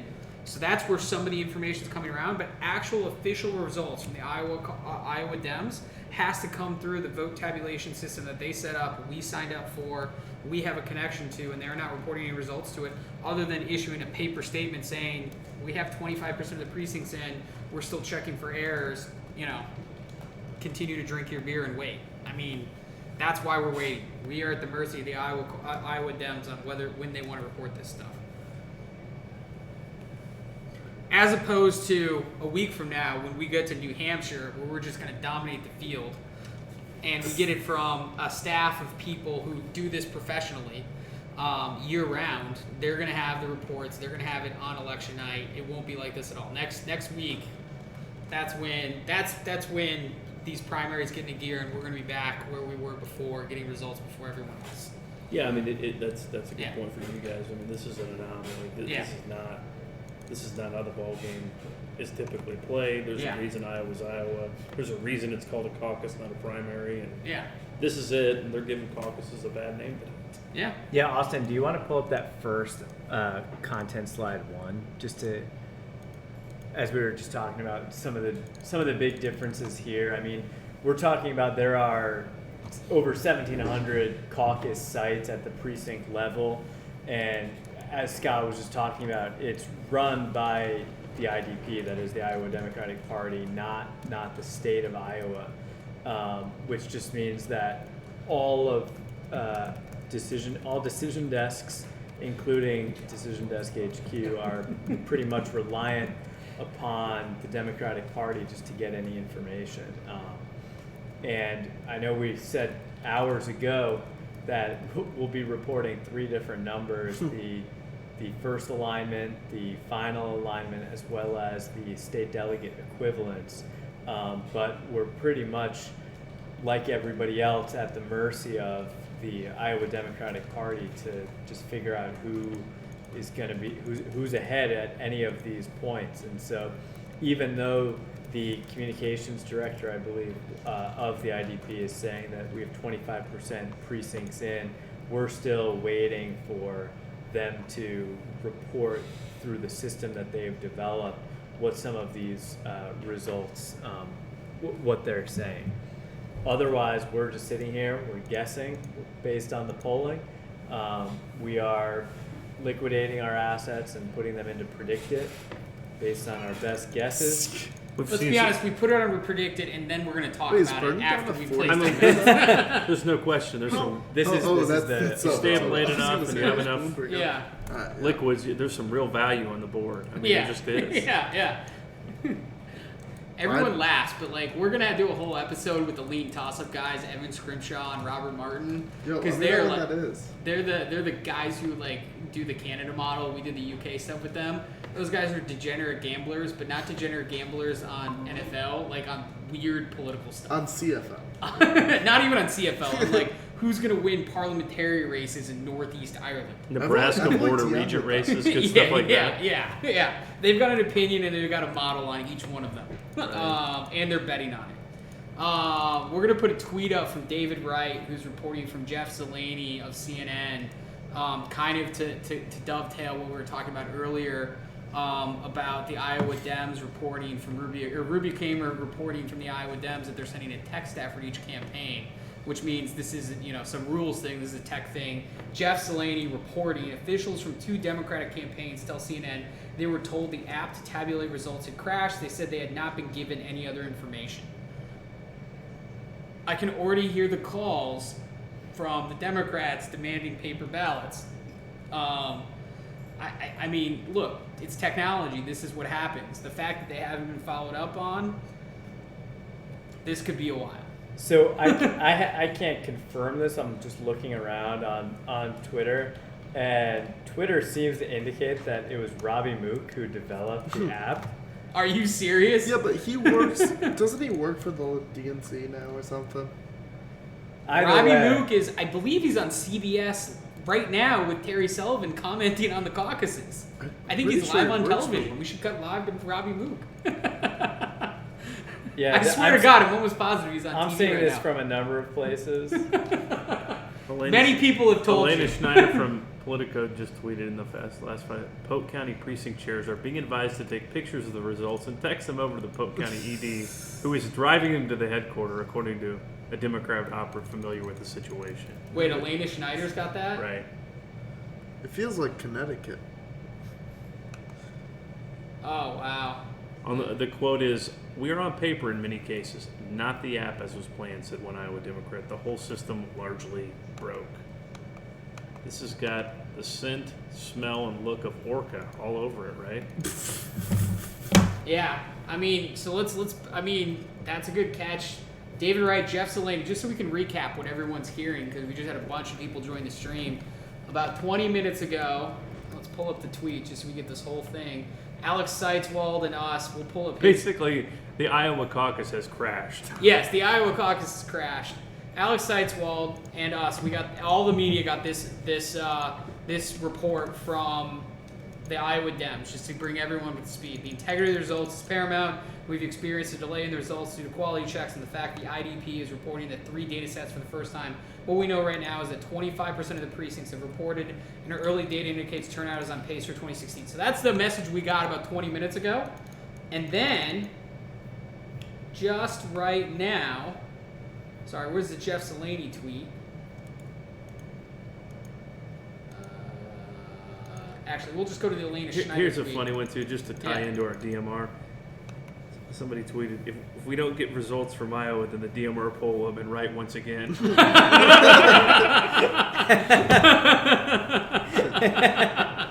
is the tweet of the night. That's amazing. Fast forward to a few minutes ago, Elena Schneider from Politico got this quote, which is great. It lightens on that Iowa Democratic statement a few minutes ago. Polk County, we are on paper in many cases, not the app, as was planned. It said one Iowa, the whole system largely broke. Polk County precinct chairs are being advised to take pictures of the result and text them over to the Polk County executive director, who's driving them to the HQ, according to a Democratic operative familiar with the situation. So let's break this down for a second. They're driving them to the county chair, which actually isn't. That happens. That's how I've worked at a polling location. At the end of the night, somebody's problem solving. I mean, someone's that's problem encouraging. solving. Yeah, and that's how it's supposed to work. But the fact that, again, it's all going to come down. But are they to going to use homing pigeons when we talk about rural? Yeah. Mason. Yeah, but that's just more indicating on how long this is going to take. Polk County is a big county. It's near some stuff. How are you going to do like some of these ones are out in the middle of nowhere? You have some people out in these precincts like, fuck it, I'm going to bed. They can have my results tomorrow morning. Right. Yeah. You know. Yeah. When do the caucus sites sort of lose kind of patience with it? It's one thing for us as observers to sit here, but if you're part of the ball game, like how long do you? Yeah. Well, here's the thing about this. I appreciate that people are problem solving in this. But if there are any lawyers on the stream, especially some election lawyers, and I'm sure Ben Schenkel's listening in, what do we talk about? Ballot security and ballot integrity? Taking pictures of ballots and taking them in is you're just asking. For those of us who were part of the Norm Coleman recount in 2008, that it sounds great, but you just don't do that with official votes. And this isn't a federally sanctioned or a state sanctioned election, so there is no court to sue, right? You don't sue them for bad ballot integrity like you do in real elections. Man, if this thing's close and Bernie loses some stuff close, you better believe some people are going to be like, did you doctor that text? Did you deep fake the text? All that kind of stuff. Yeah, this just opens itself up to that's a criticism, which again, if you're Mike Bloomberg, the night could not be going more perfectly. Yeah. No, it's crazy what's going on here. I am seeing some good memes though pop up on Twitter. So if you have good memes, send if us you have your memes. any good Iowa memes, send them to @Decision Desk. That's where we're at in the night. Send us your Iowa memes. Send them to Decision Desk, and I'll pick the best few. We'll in fact, if you send us the best meme on Twitter, you will get a retweet. We will retweet the best meme sent to us. I mean, this is clearly Saturday Night Live material for this upcoming weekend, right? Absolutely. We will retweet your meme. I mean, do you think they'll have a skit where like Trump's at the main computer and plugging things? I mean, what are they gonna do? Beck Bennett playing Putin. Oh, somebody's Nope. speaking. Klobuchar's speaking. Uh-oh. Declaring victory. All right, let's all. Why not? Why not? That's the Prove me first wrong. rule. Prove me wrong. Prove me She wrong. won. She won a bunch of satellite. Actually, let's talk about this caucuses. for a second. The Yeah. fact that she's going on right now, we were talking about like when you go on, fuck it, I'm gonna go on because they're all gonna cut to me. What else they got to talk the about? St. We're gonna Augustine, cut to her. Florida caucus is Yeah. the only one You know what? count. Can we bring it's Can we bring up her speech, Austin? Figure out. We're gonna give her some power, playtime. media attention, abhor vacuums. Yeah, Fill yeah. it. She is- Yeah. she is Let's give tied- her she is for having tied a for smart first media savvy place. team. Let's give Amy She is Klobuchar's in speech. first place. She's She not is tied in for first first. place because she's the first one to talk. Cut to her live feed. Not a great that a sign is in front of Find her her face. live feed. Go to Washington Post Live. Washington Post Live. We'll give our friends over there a little pub. And their site's not loading. Jeremy Bowers, why is your site not loading? Oh, The Boston Globe sensed the vacuum. Sanders leads by 6 in New Hampshire. New Globe, WBZ, Suffolk. They're putting polls out. I mean, the world is moving on, Iowa. I mean, don't even bother to take the I'm gonna pictures start and drive playing them all in. my old underrated tweets. I mean, they wait too long. The whole presidential apparatus is just going to move on. Yeah. The memes are coming in. People are sending us memes. Yeah, guys. good. This is good. We're gonna pick the best few.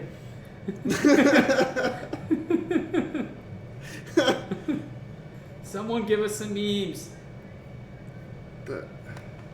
That's. Is that her husband? I'm trying to figure out the optics of this Amy thing. I mean, it's just Amy like, Klobuchar thing. Can we get the Amy Klobuchar? like she thing made up? it so that Sorry. everyone Amy's is on taller. Twitch. She's on Twitch. She's taller than everyone but Her one YouTube is on person, so I YouTube. have to assume it's her husband. We should know this. They said they lost audio on the stream, by the way. Why did that? I don't know. No, I don't think so. Amy Klobuchar said, quote, "We know there's delays, but we know one thing, we're punching above our weight." Do we know that? Maybe we're fine.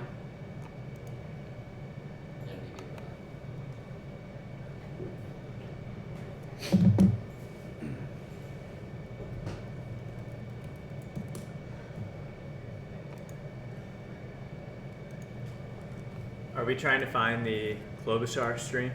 Yeah. If there is one.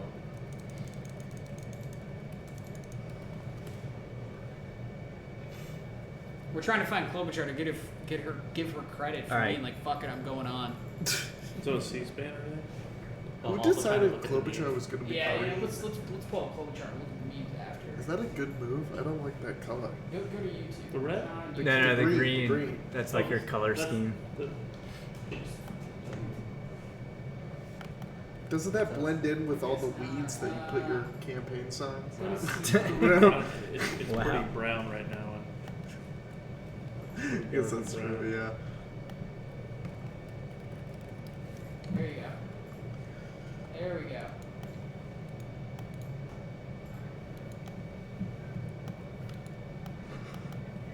Of Donald Trump, our collective Maybe some sense audio in of there? decency can't take another 4 years.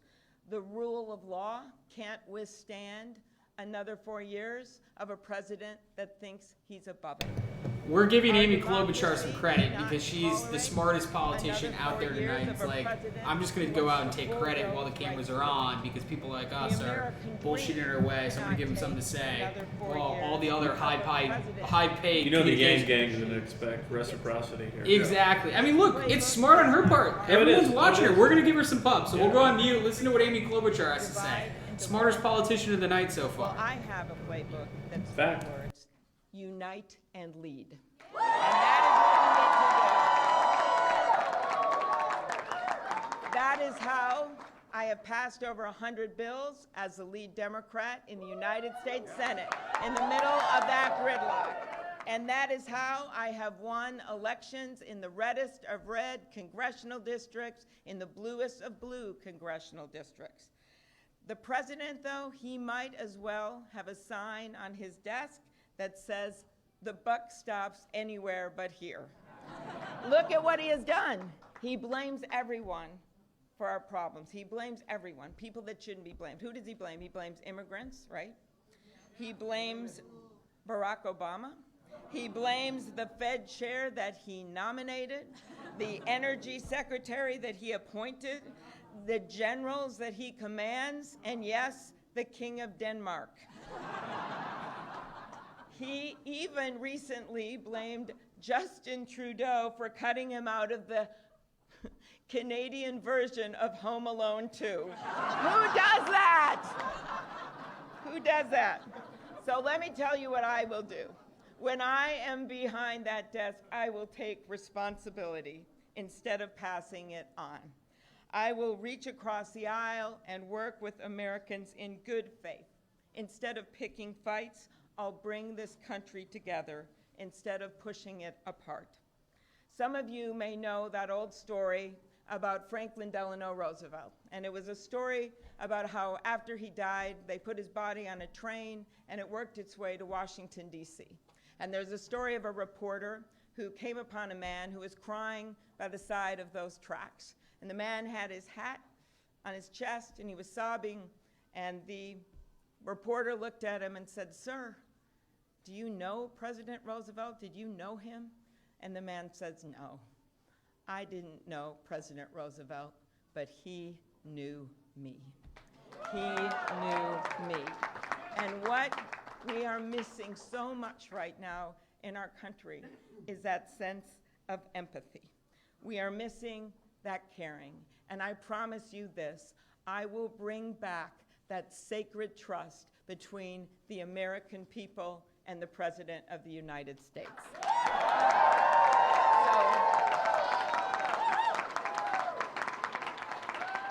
If you are sick and tired of hearing how great the economy is when you don't feel it, when your paycheck is stretched to the breaking point month after month, I know you and I will fight for you. If you are sick of choosing between paying for daycare for your kids and long-term care for your parents, I know you and I will fight for you. If you're sick of being torn between filling a refrigerator and filling a prescription, I know you and I will fight for you. And if you want a Democratic nominee who can make our tent bigger and our coalition wider and our coattails longer,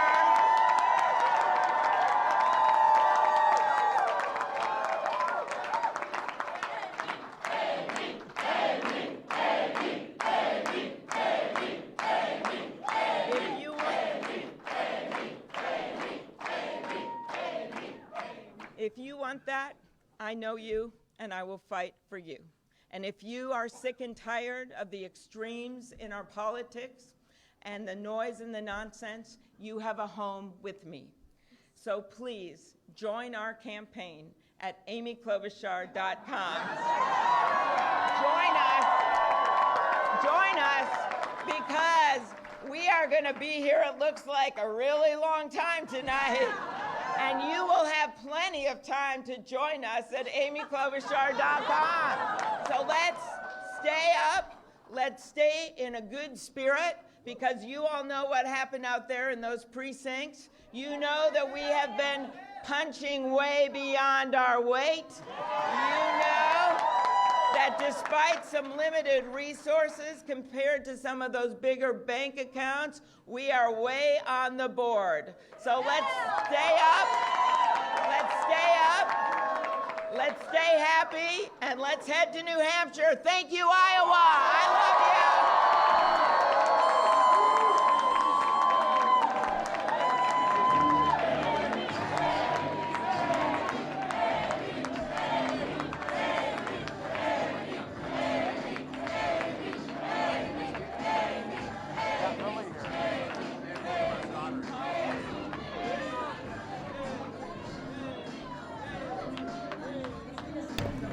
So that was a great move by Amy, no? That was brilliant. Yeah. I mean, kudos to her team. This is what you do to win. You seize a moment and you get some free media. I didn't actually listen to what she said. But I saw her. But I saw it, and I was like, go Amy. What did she say, Noah? What was the breakdown? Oh, she was like... it sounded like a stump speech. It sounded like she was at an event. So it was clearly, I'm going to get some attention. I'll plug my standard. Yeah, it was just seize the moment, fill the vacuum. Yeah. It didn't even matter. Good little event. Yeah, She looked great. But now, on the little moment. The only thing is that it broke the For floodgates. all where intents and you can purposes, see she won the CNN night. You can see CNN be like awaiting Senator Warren to speak, or like Biden's going to speak. So I think it just kind of like she maybe dominated it for like what 20 minutes. And you know that CNN is doing exactly what we're doing, just sitting around waiting for some data. Right. And so Wolf they Blitzer cut to it is just like we pounding just cut Jaeger to shots. There's no way. I don't know if he's pounding did you Jaeger guys- shots. But Steve Quinnack is doing lines of coke, waiting. What? I don't know. Did you guys see the Atticus I thought we were Goldfinch family friendly. tweet? Did we what? What was that? Did you guys see the Atticus Goldfinch tweet about Amy's move here? No. He says, "See what happens when you instill enough fear in your workers? They come up with damn good ideas in a hustle." That's awesome.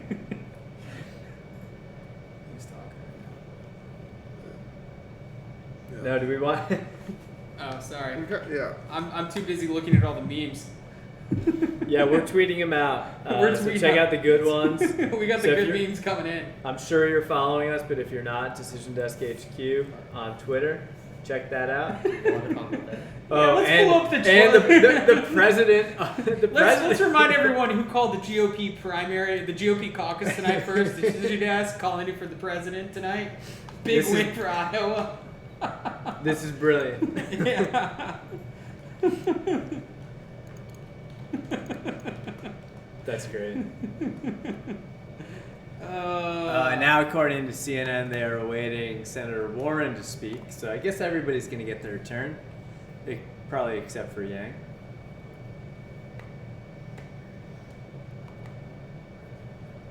This is a mess. I'm really glad I put in this much time into it. So the Iowa Democratic Party just released completely a news smug. Why statement. don't you have the results yet? It's more like indecision day. Sorry, Scott doesn't have his headphones on, so he didn't hear you speaking, Alex. So Sorry. we're going to go back to you, Alex. Going back to Alex. Yeah, so the Iowa Democratic Party just released a new statement. We found inconsistencies in the reporting of 3 sets of results. In addition to the tech systems being used to tabulate results, we are also using photos of results and a paper trail to validate that all results match and ensure that we have confidence and accuracy in the numbers we report. This is simply a reporting issue.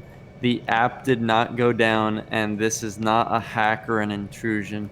The underlying data and paper trail is sound and will simply take time to further report the results. See, now, Wait, do you have interestingly- something written you or Drew can send us so we can put it up on the screen for these guys? Yep, will do. Interestingly, Yeah, send me something we can put up on the These screen. were the 3 caucuses. These were the 3 precinct sites that Steyer got over 30% of the vote. So the narrative, if it was a dog on a leash, chewed through the leash and escaped and its way out, that's the narrative we got you. Like, that's bad. No, it was pretty much like that electronic dog from the late 90s. Robo-Dog? Robo-Dog, and it would just like break. It was like ran out of batteries. Right. That's the dog analogy. Robo-Dog It was is- Robo-Dog it's with the on batteries Disney Plus. dying.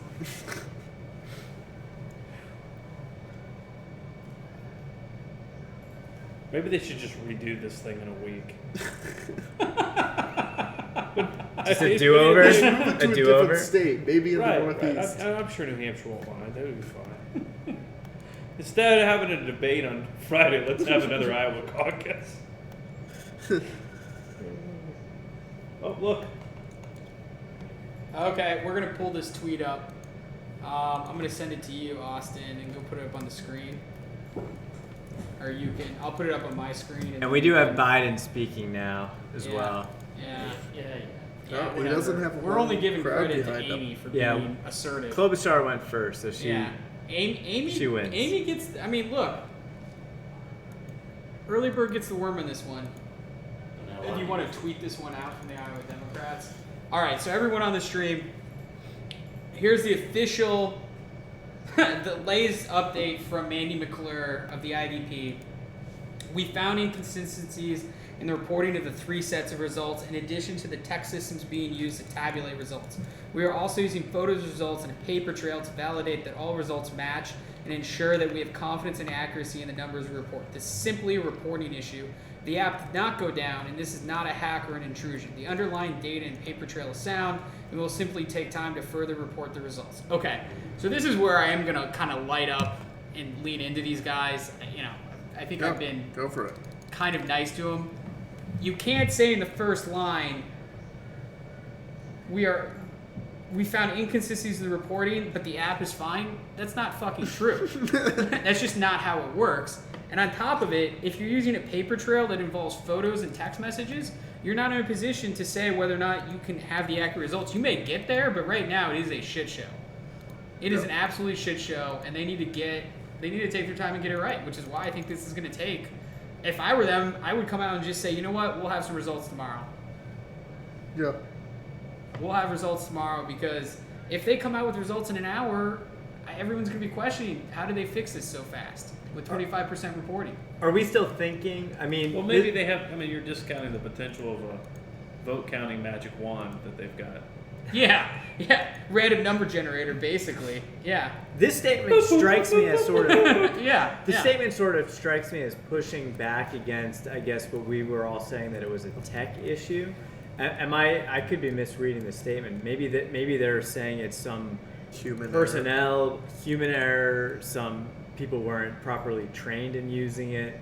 I don't know. I'm just trying to think of different angles to interpret this, because a lot of the story behind the tech reporting went down because there was a Bloomberg article earlier today saying that the app had some issues, and so a lot of the discussion saying the app was problematic was stemming from that report. So maybe they're just pushing back and saying that maybe wasn't the issue, but at this point we know as much as everybody else does, just all the information coming from the IDP, which is very little. Yeah. I mean, look, I feel for him. This stuff's hard to put on, but at this point, just say it's going to take a while, and don't tell us the tech's good, because you know what? Pretty much probably some of the best political reporters in the history of humankind are all in your backyard, and all of their editors are yelling at them right now. Figure out what happened with the app. Go get some of these people on the line. And these precinct chairs are not going to have the Iowa Dems back. They're going to go on the record tearing apart the Iowa Dem Party. So don't, I mean, the stories coming out tomorrow from the Jonathan Martins, the Maggie Habermans, and all of the, the young political reporters looking to make it. They're going to get some good quotes tomorrow, and we're going to find out exactly what happened, and it's not going to look pretty. So just get ahead of it and just say, look, shit went down, we're going to wait. I can see they weren't prepared in quotes. The BuzzFeed breakdown of what happened. Yeah. Oh, yeah. Yeah. I mean, it's just going to happen that way. So you think, there's going to be some tire tracks on maybe some Dem Party? Yeah.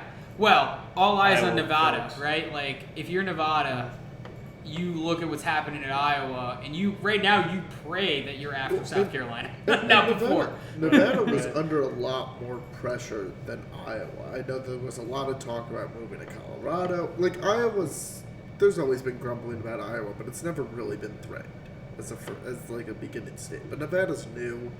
Nevada, you see it. Even 2 years out, you see, Nevada could be, they can move that caucus. So you got to do it smoother than this. Are they using the same app in Nevada? Do we know? We do not know. Probably not after tonight. Although, look, if it's good technology, they would use the one after tonight with all the fixes and all the stuff they learned from tonight. I mean, that would be the smart thing. Take everything you learned from tonight, make sure that's integrated into the app going to Nevada in a couple weeks. But, we know a thing or two about technology at Decision Desk, and this shit isn't easy. Here's the thing.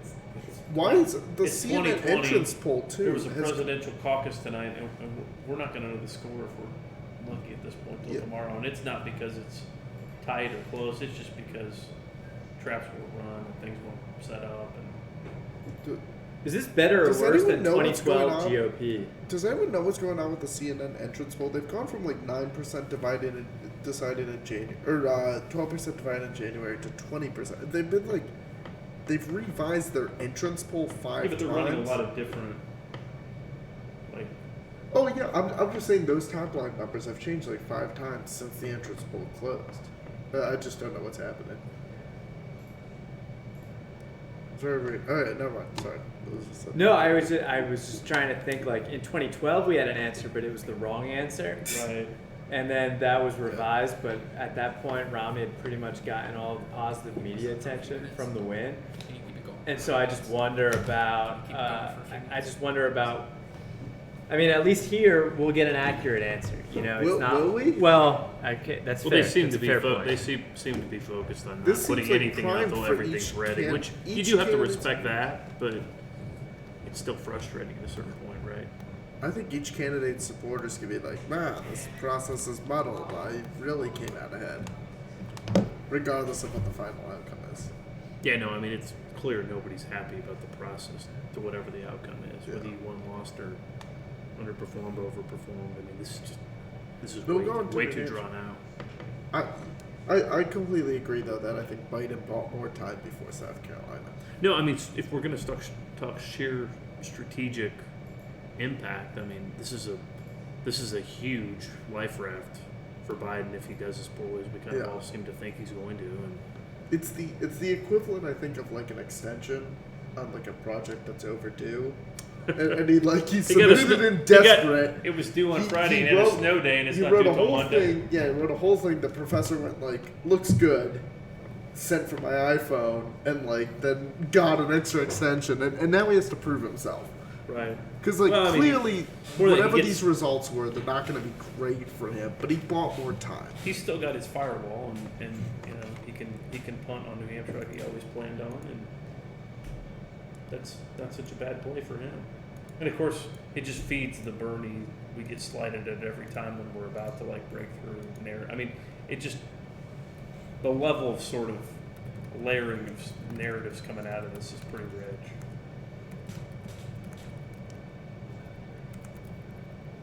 Yeah, we had somebody mention on the YouTube that the CNN entrance poll has been pretty complete nonsense on the web. Yeah, I mean, when we were showing the results earlier on the stream, which feels like 7 hours ago, it was live updating in 17 different directions as we had it on the screen. That's why we took it down. Wow. And so it seems to be that they just haven't figured something out, at least on the web app. I'm not sure about what they have running below the Chiron on the on the actual network.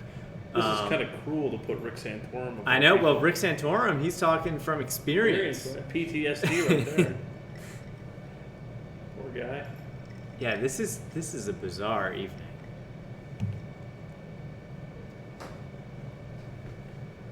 And shout out, honestly, we have a team of people who have been eagerly getting ready to deal with the results for this evening, and they're sitting in front of computers with a lot of zeros on their screens, just sitting and waiting. And so big shout out to them for everything they're doing. I mean, we're all just sitting with our hands tied, twiddling our thumbs, just waiting for anything. Campaigns, voters, caucus goers. Oh yeah. The mainstream media, we're all in the same boat. That must have been some conference call. Right. Between the IDP and the campaigns. Ooh.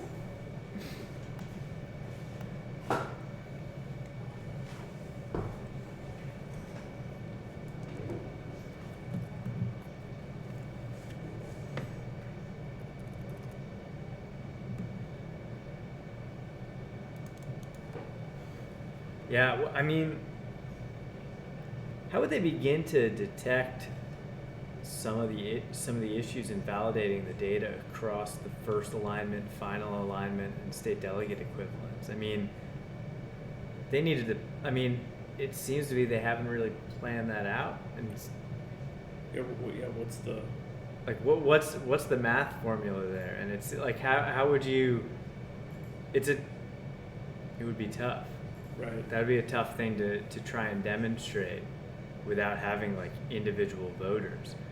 Right. Like you just have to be making assumptions off the aggregate. So I mean, just to kind of summary table set, most of these caucuses are done. They just haven't accurately gotten all the information into the central source, the party, so that it can be reported by the media. I mean, just to kind of simplify what's really, when you think of it like that. If they're all done, why can't they start reporting? What's it going to influence now if they're just doing the final? Right, that's a good point too. I mean, they've got enough info probably to start teasing out and giving some data and showing how things look. I mean, it's not as if the delegate allocation is going to get done tonight at this point until everything's in, but they can at least tell us what happened in step 1 and 2. Some timeline. I don't know how much longer I can stay on this. I mean, we've just kind of. We're seeing the people. We've had some of the news on. I mean, when does the state party chair come on and try to deal with, nothing like that's happened either. I mean, at some point you can't just keep kind of hiding behind the.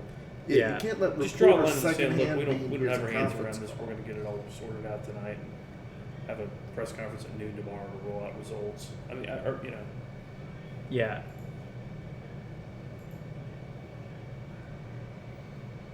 And now it's pretty bizarre. I mean, how all the candidates are coming out and giving their speeches. To me, it makes sense that they're doing it because they're talking to supporters. They have these rooms full of supporters that they might as well give them a message before they get out. But in terms of trying to attract a TV audience, at this point you've lost the casual political viewer. Bernie Sanders is on speaking right now, and that is his stepdaughter. But his actual son, Levi Sanders, who ran in the New Hampshire congressional primary and got 3% and not his endorsement, is not up there. That was such a bizarre congressional race. Where's Levi Sanders? I see all this "Where's Hunter" thing. We know where Hunter is. He's chilling out in Africa. He's chilling out in South Africa. Where's Levi? Show me Levi Sanders. No, asking the hard-hitting questions of the night. Well, when you can't have results, you got to go to the serious debate of the day. Where's Levi? Where's Levi? It's true. Hashtag. Nobody will tweet that out. That's fine. Hey, just to plug a few things. So we are streaming on Twitter, YouTube, Twitch, and Facebook, for those of you who still operate Facebook pages. We are checking out some of the questions, comments. If you have any questions, feel free to let us know. Feel free to give us a like and a subscribe, just to be alerted for when we are doing our pre, post, and election night streams. We're going to be having a full calendar throughout the Democratic primary cycle, so just hit the subscribe button to be made aware when we'll be going live throughout the rest of the cycle. We're here. Alex Haldunson's on the phone. We have Scott. I'm Alex Podcool. We have Nick Everhart. We have Noah. We got Austin running point guard for us as always. And we're sitting here at a loss. We're just kind of waiting for any potential next steps. I guess the later and later it gets, we might end this night without having a clear step, but we're gonna kind of hold out a little bit while longer, just as we could await any word from the Iowa Democratic Party, just to see how this plays out. Yeah, I don't really. There was a time we thought it would happen, and then it was moved, and it's been moved again, and. Yeah. Oh yeah. Also, feel free to send us some of your memes. Decision Desk HQ. We got some good ones. Send them to @DecisionDeskHQ. Also, if you're bored, follow me on Twitter, @Podcool. Do that. Yeah, and @Redneck Yeah, do that. Follow us. Although your tweets are better, just objectively. Such humility. No, it's true. It's just admitted fact at this point. He's always like, "Oh, here's some actual graph that I spent time on," and mine is like, "What if I said that Bloomberg bought Nebraska?" And I'm like on a metro. Does it entitle him to all electoral votes, even the split one? No, not even Go on the votes. coin flips. My tweets are like, what if he became Willy Wonka and just built a factory there? I'm like, why not? What's stopping him? Right. The city council will let him. A lot of jobs. Probably a pretty solid tax abatement.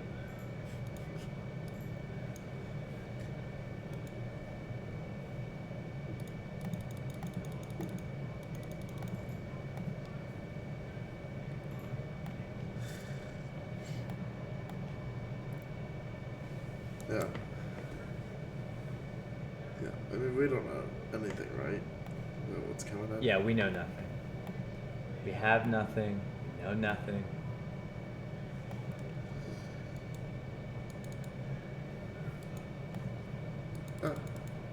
No, I think whoever isn't the real winner is the loser. Nice.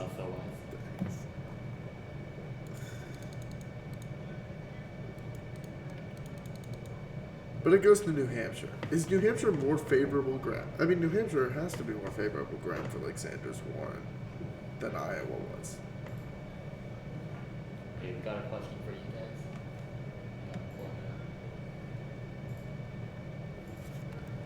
Oh, here we go. We're gonna go off. We'll go off the Iowa caucus. That's good question on the screen right now. With some thoughts on the implications of Joe Manchin calling for censure rather than removal. He's running for governor in 2024 of of West Virginia. You think in 2024 we're going to be talking about whether or not he's censured or called for the removal of President Trump in 2020? No, but I think if he didn't do one or the two, then we would be talking about it.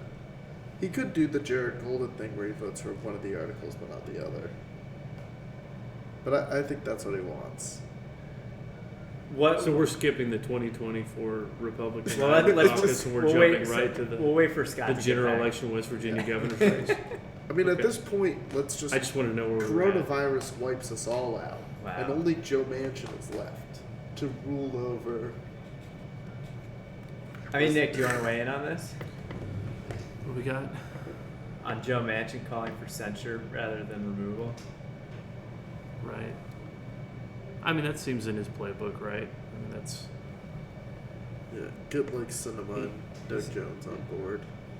Right. I mean, there's a collection of Dems where that seems probably like the thing they can peddle best back home. I mean, yeah, without drawing, as much ire from Trump voters, Trump president. So that makes sense strategically. Like Joe Manchin's always quote unquote, and I hate this word, clever.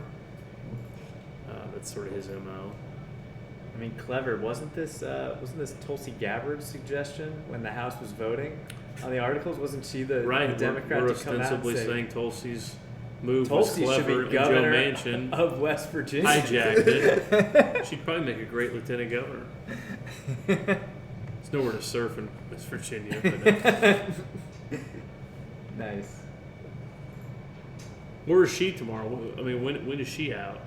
To get back to the political ramifications of Iowa results coming in Wednesday, what does she do I don't Thursday? think this is an actual brag, but I've been in South Carolina a lot lately, and Tulsi billboards are everywhere. Well, I really did not bring the billboard count competitives, so it's hard for me to delve too far into that. But like that seems to be her. And like, well, I mean, argue that Steyer there's no question also South Carolina military, like she served. Yeah. Like, it would not surprise me that she's got some people that supporters. But Steyer also has like single digits % of ads in Iowa, but he controls like over half of the ads in Iowa, right? That's for spending. So I think it's just that there's less exposure, so maybe candidates have focused more there. I don't know if she puts in a poor performance in South Carolina, she stays in, but I wonder if you've put in all that time, why not? Right, maybe. Unless you're Delaney, in which case you put all your effort into one state and we haven't really talked about that strategically, right? The Delaney move. Yeah. So we were talking about this before the live stream kicked off, and we were just commenting that it's sort of an for odd president move. for like 2.5 years. First person to run. I believe he declared in 17 even. Yes. Yeah, it was 2017. Yeah. He leaves his seat, runs for president, and he drops out with days to go before the Iowa caucus. I mean, what's the move there? Like, just to save yourself from the embarrassment? Right. I mean, it's bizarre. I mean, at this point, see to the end, like cross the finish line. Yeah. Who cares if your time's bad? At least you ran the race. Yeah. Yeah. I mean, it's not like there was an expectation. I mean, he couldn't have. I mean, do you think maybe they had to sit down where he finally told him you're not going to win? I mean, it could be. I mean, I hope not. They had that months ago. There have been debates going on. There's a billionaire spending a lot of money. The former VP's in. We're 5 days out, and we're not going to win. So, you want to drop out? Yeah, I probably should. Bizarre. And interesting to see that. Of course, he did miss this melee. That's true. He could speak. He could claim victory. Come out tonight. Why Look, not I dropped go back out. out? I changed my mind. Yeah, but still the Delaney move. I don't get it. And he spent a lot of personal money. Yeah, although I believe on the FEC report there's a distinction between Steyer and Bloomberg who are contributing their own money. I believe Delaney was loaning it. How's he going to raise that money? He's never back? going to get it back. Well, but it is an interesting move where at the end of each quarter he was loaning himself about $20 million and then paying it back right after the reporting deadline. But he was still he still spent a couple million, I believe. No, he still spent a solid chunk. Yeah, I know on the most recent year end, he loaned himself. What do we got up on the screen now for a dim source? We do not expect results tonight. That's a game changer. Oh, I did it. I'm sorry. I know there's a rule. I apologize. Didn't need to do that. Yeah, so I don't know what to make of this, people. Biden's shooting fire. He didn't send an email. He writes to the Iowa Dem Party. We deserve an explanation. by that carrier kind of sums pigeon. a lot of things up. I mean, it's sort of nice when candidates or campaigns fit the caricature and archetype you've created for them, and that's. I want that thing. From a type I want that thing scroll, printed and man. delivered within an hour. Here's a good question from GT Nixon. How are you guys not yet hammered? Who said we're not? Who said we're not? Oh God, I gotta wake up for work tomorrow. Yeah, this is getting pretty ridiculous. I mean, this is just how it's playing out.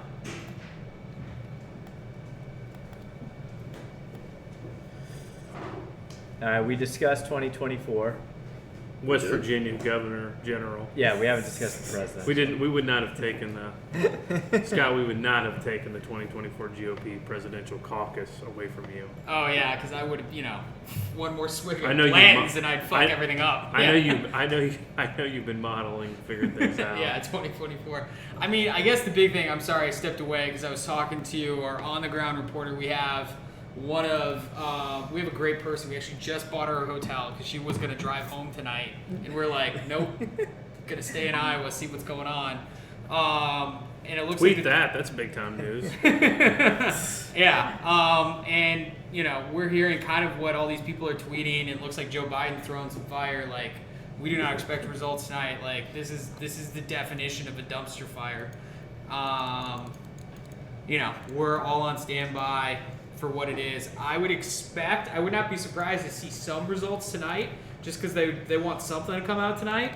But I don't think anything substantive until tomorrow morning at the earliest. And by substantive, I mean, they're saying they have 25% of the results, but 25% of first alignment, 25% of final alignment, 25% of what?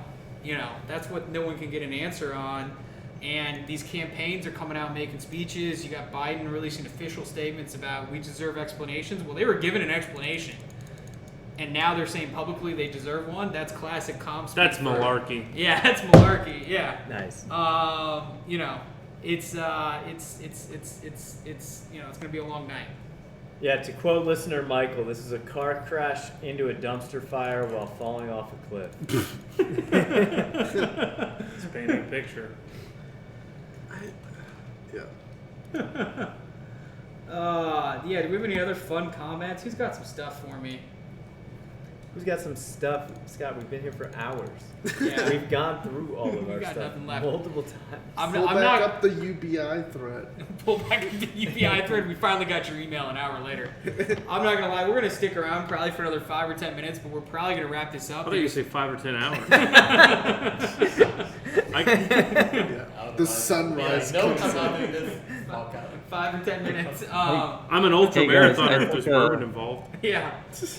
I mean, Hey guys, it's I took a nap. I came back. Do we have any results yet? Al Dudson. Well, you took a longer nap than Joe Biden. Yeah. Took a nap, woke up. Can't wait to check on the results of my favorite caucus. All right. The best part is that the predicted odds are like still changing, even though we're getting nothing.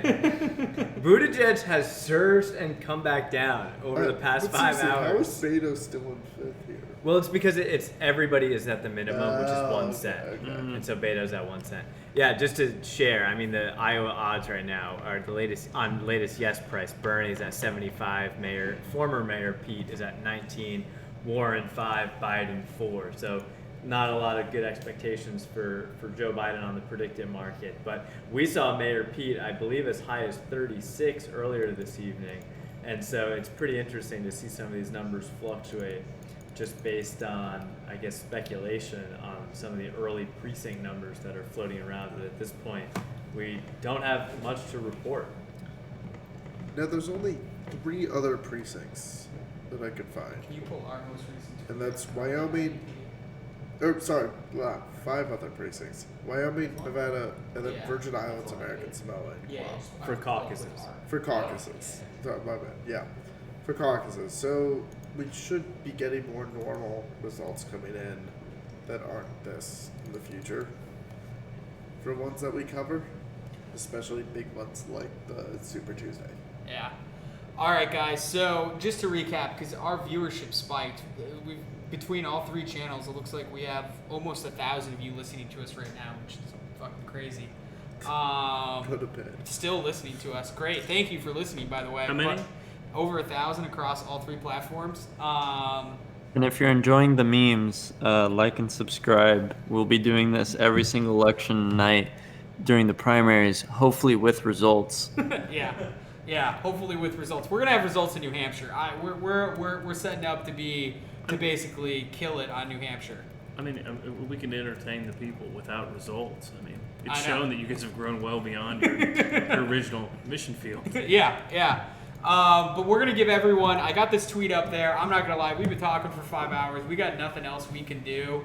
So we're going to kind of wrap this up a little bit, tell everyone what's going on. Just to recap, where the Iowa caucuses ended tonight, there's been widespread reports of issues with the mobile voting app. Precinct chairs saying, fuck it, we're going to write it down by hand. This is the first time as the Iowa Democratic Party has reported that they are reporting all 3 numbers tonight, first alignment, final alignment, and state delegate shares.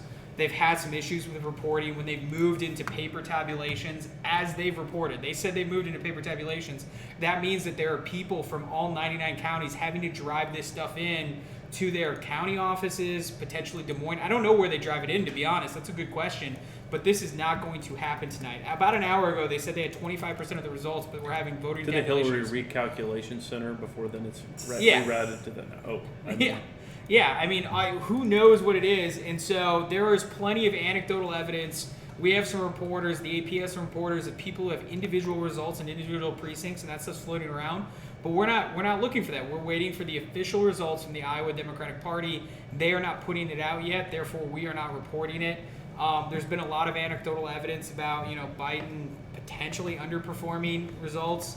We talked about it earlier. I mean, who does this help not reporting tonight? Probably Biden. Whoever's going to underperform their expectations, this helps you tonight, because less than 24 hours from now, we're going to be listening to after action on Donald Trump's State of the Union. So we're going to an entirely new news cycle.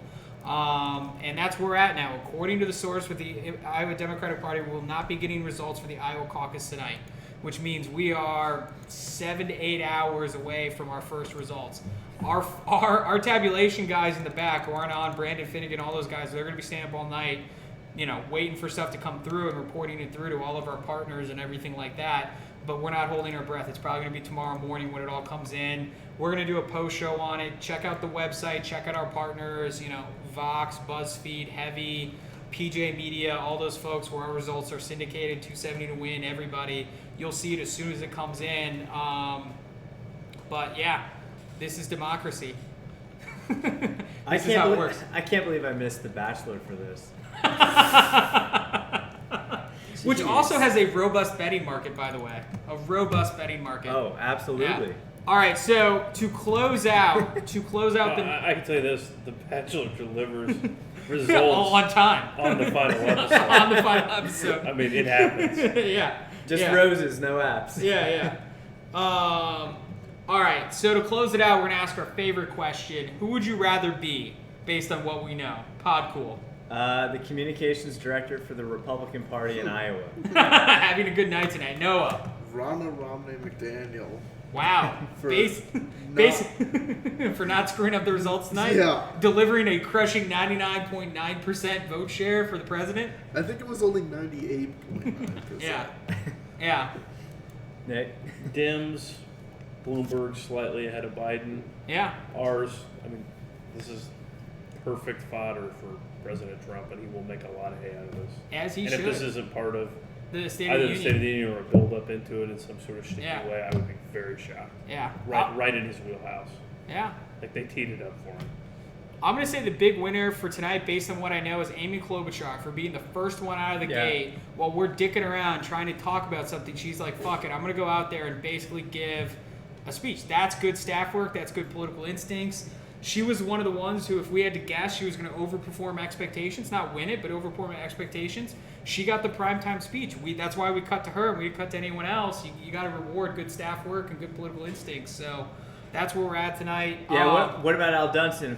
Who would you rather be? So I'm going to go with Kamala Harris because she is now the front runner in the 2024 primaries with California being first in the nation in 2024. Nice. And with that, we'll close out. We're going to end the stream tonight. Keep an eye on our website and our partners for all the results, and we'll be back with a post show. Theoretically, we're going to have a post show tomorrow, but we got to have results to have a post show. It's going to turn out to be the show. Yeah. This was the pre-show. Thanks to Nick and Content, Creative, and Media Buying for joining us tonight. We'll have to have you back, man. Hopefully you had fun. We'll have more booze next time. We couldn't have made this up. Yeah. It makes this business so much fun. Yeah. Cool. All right. Thanks, guys.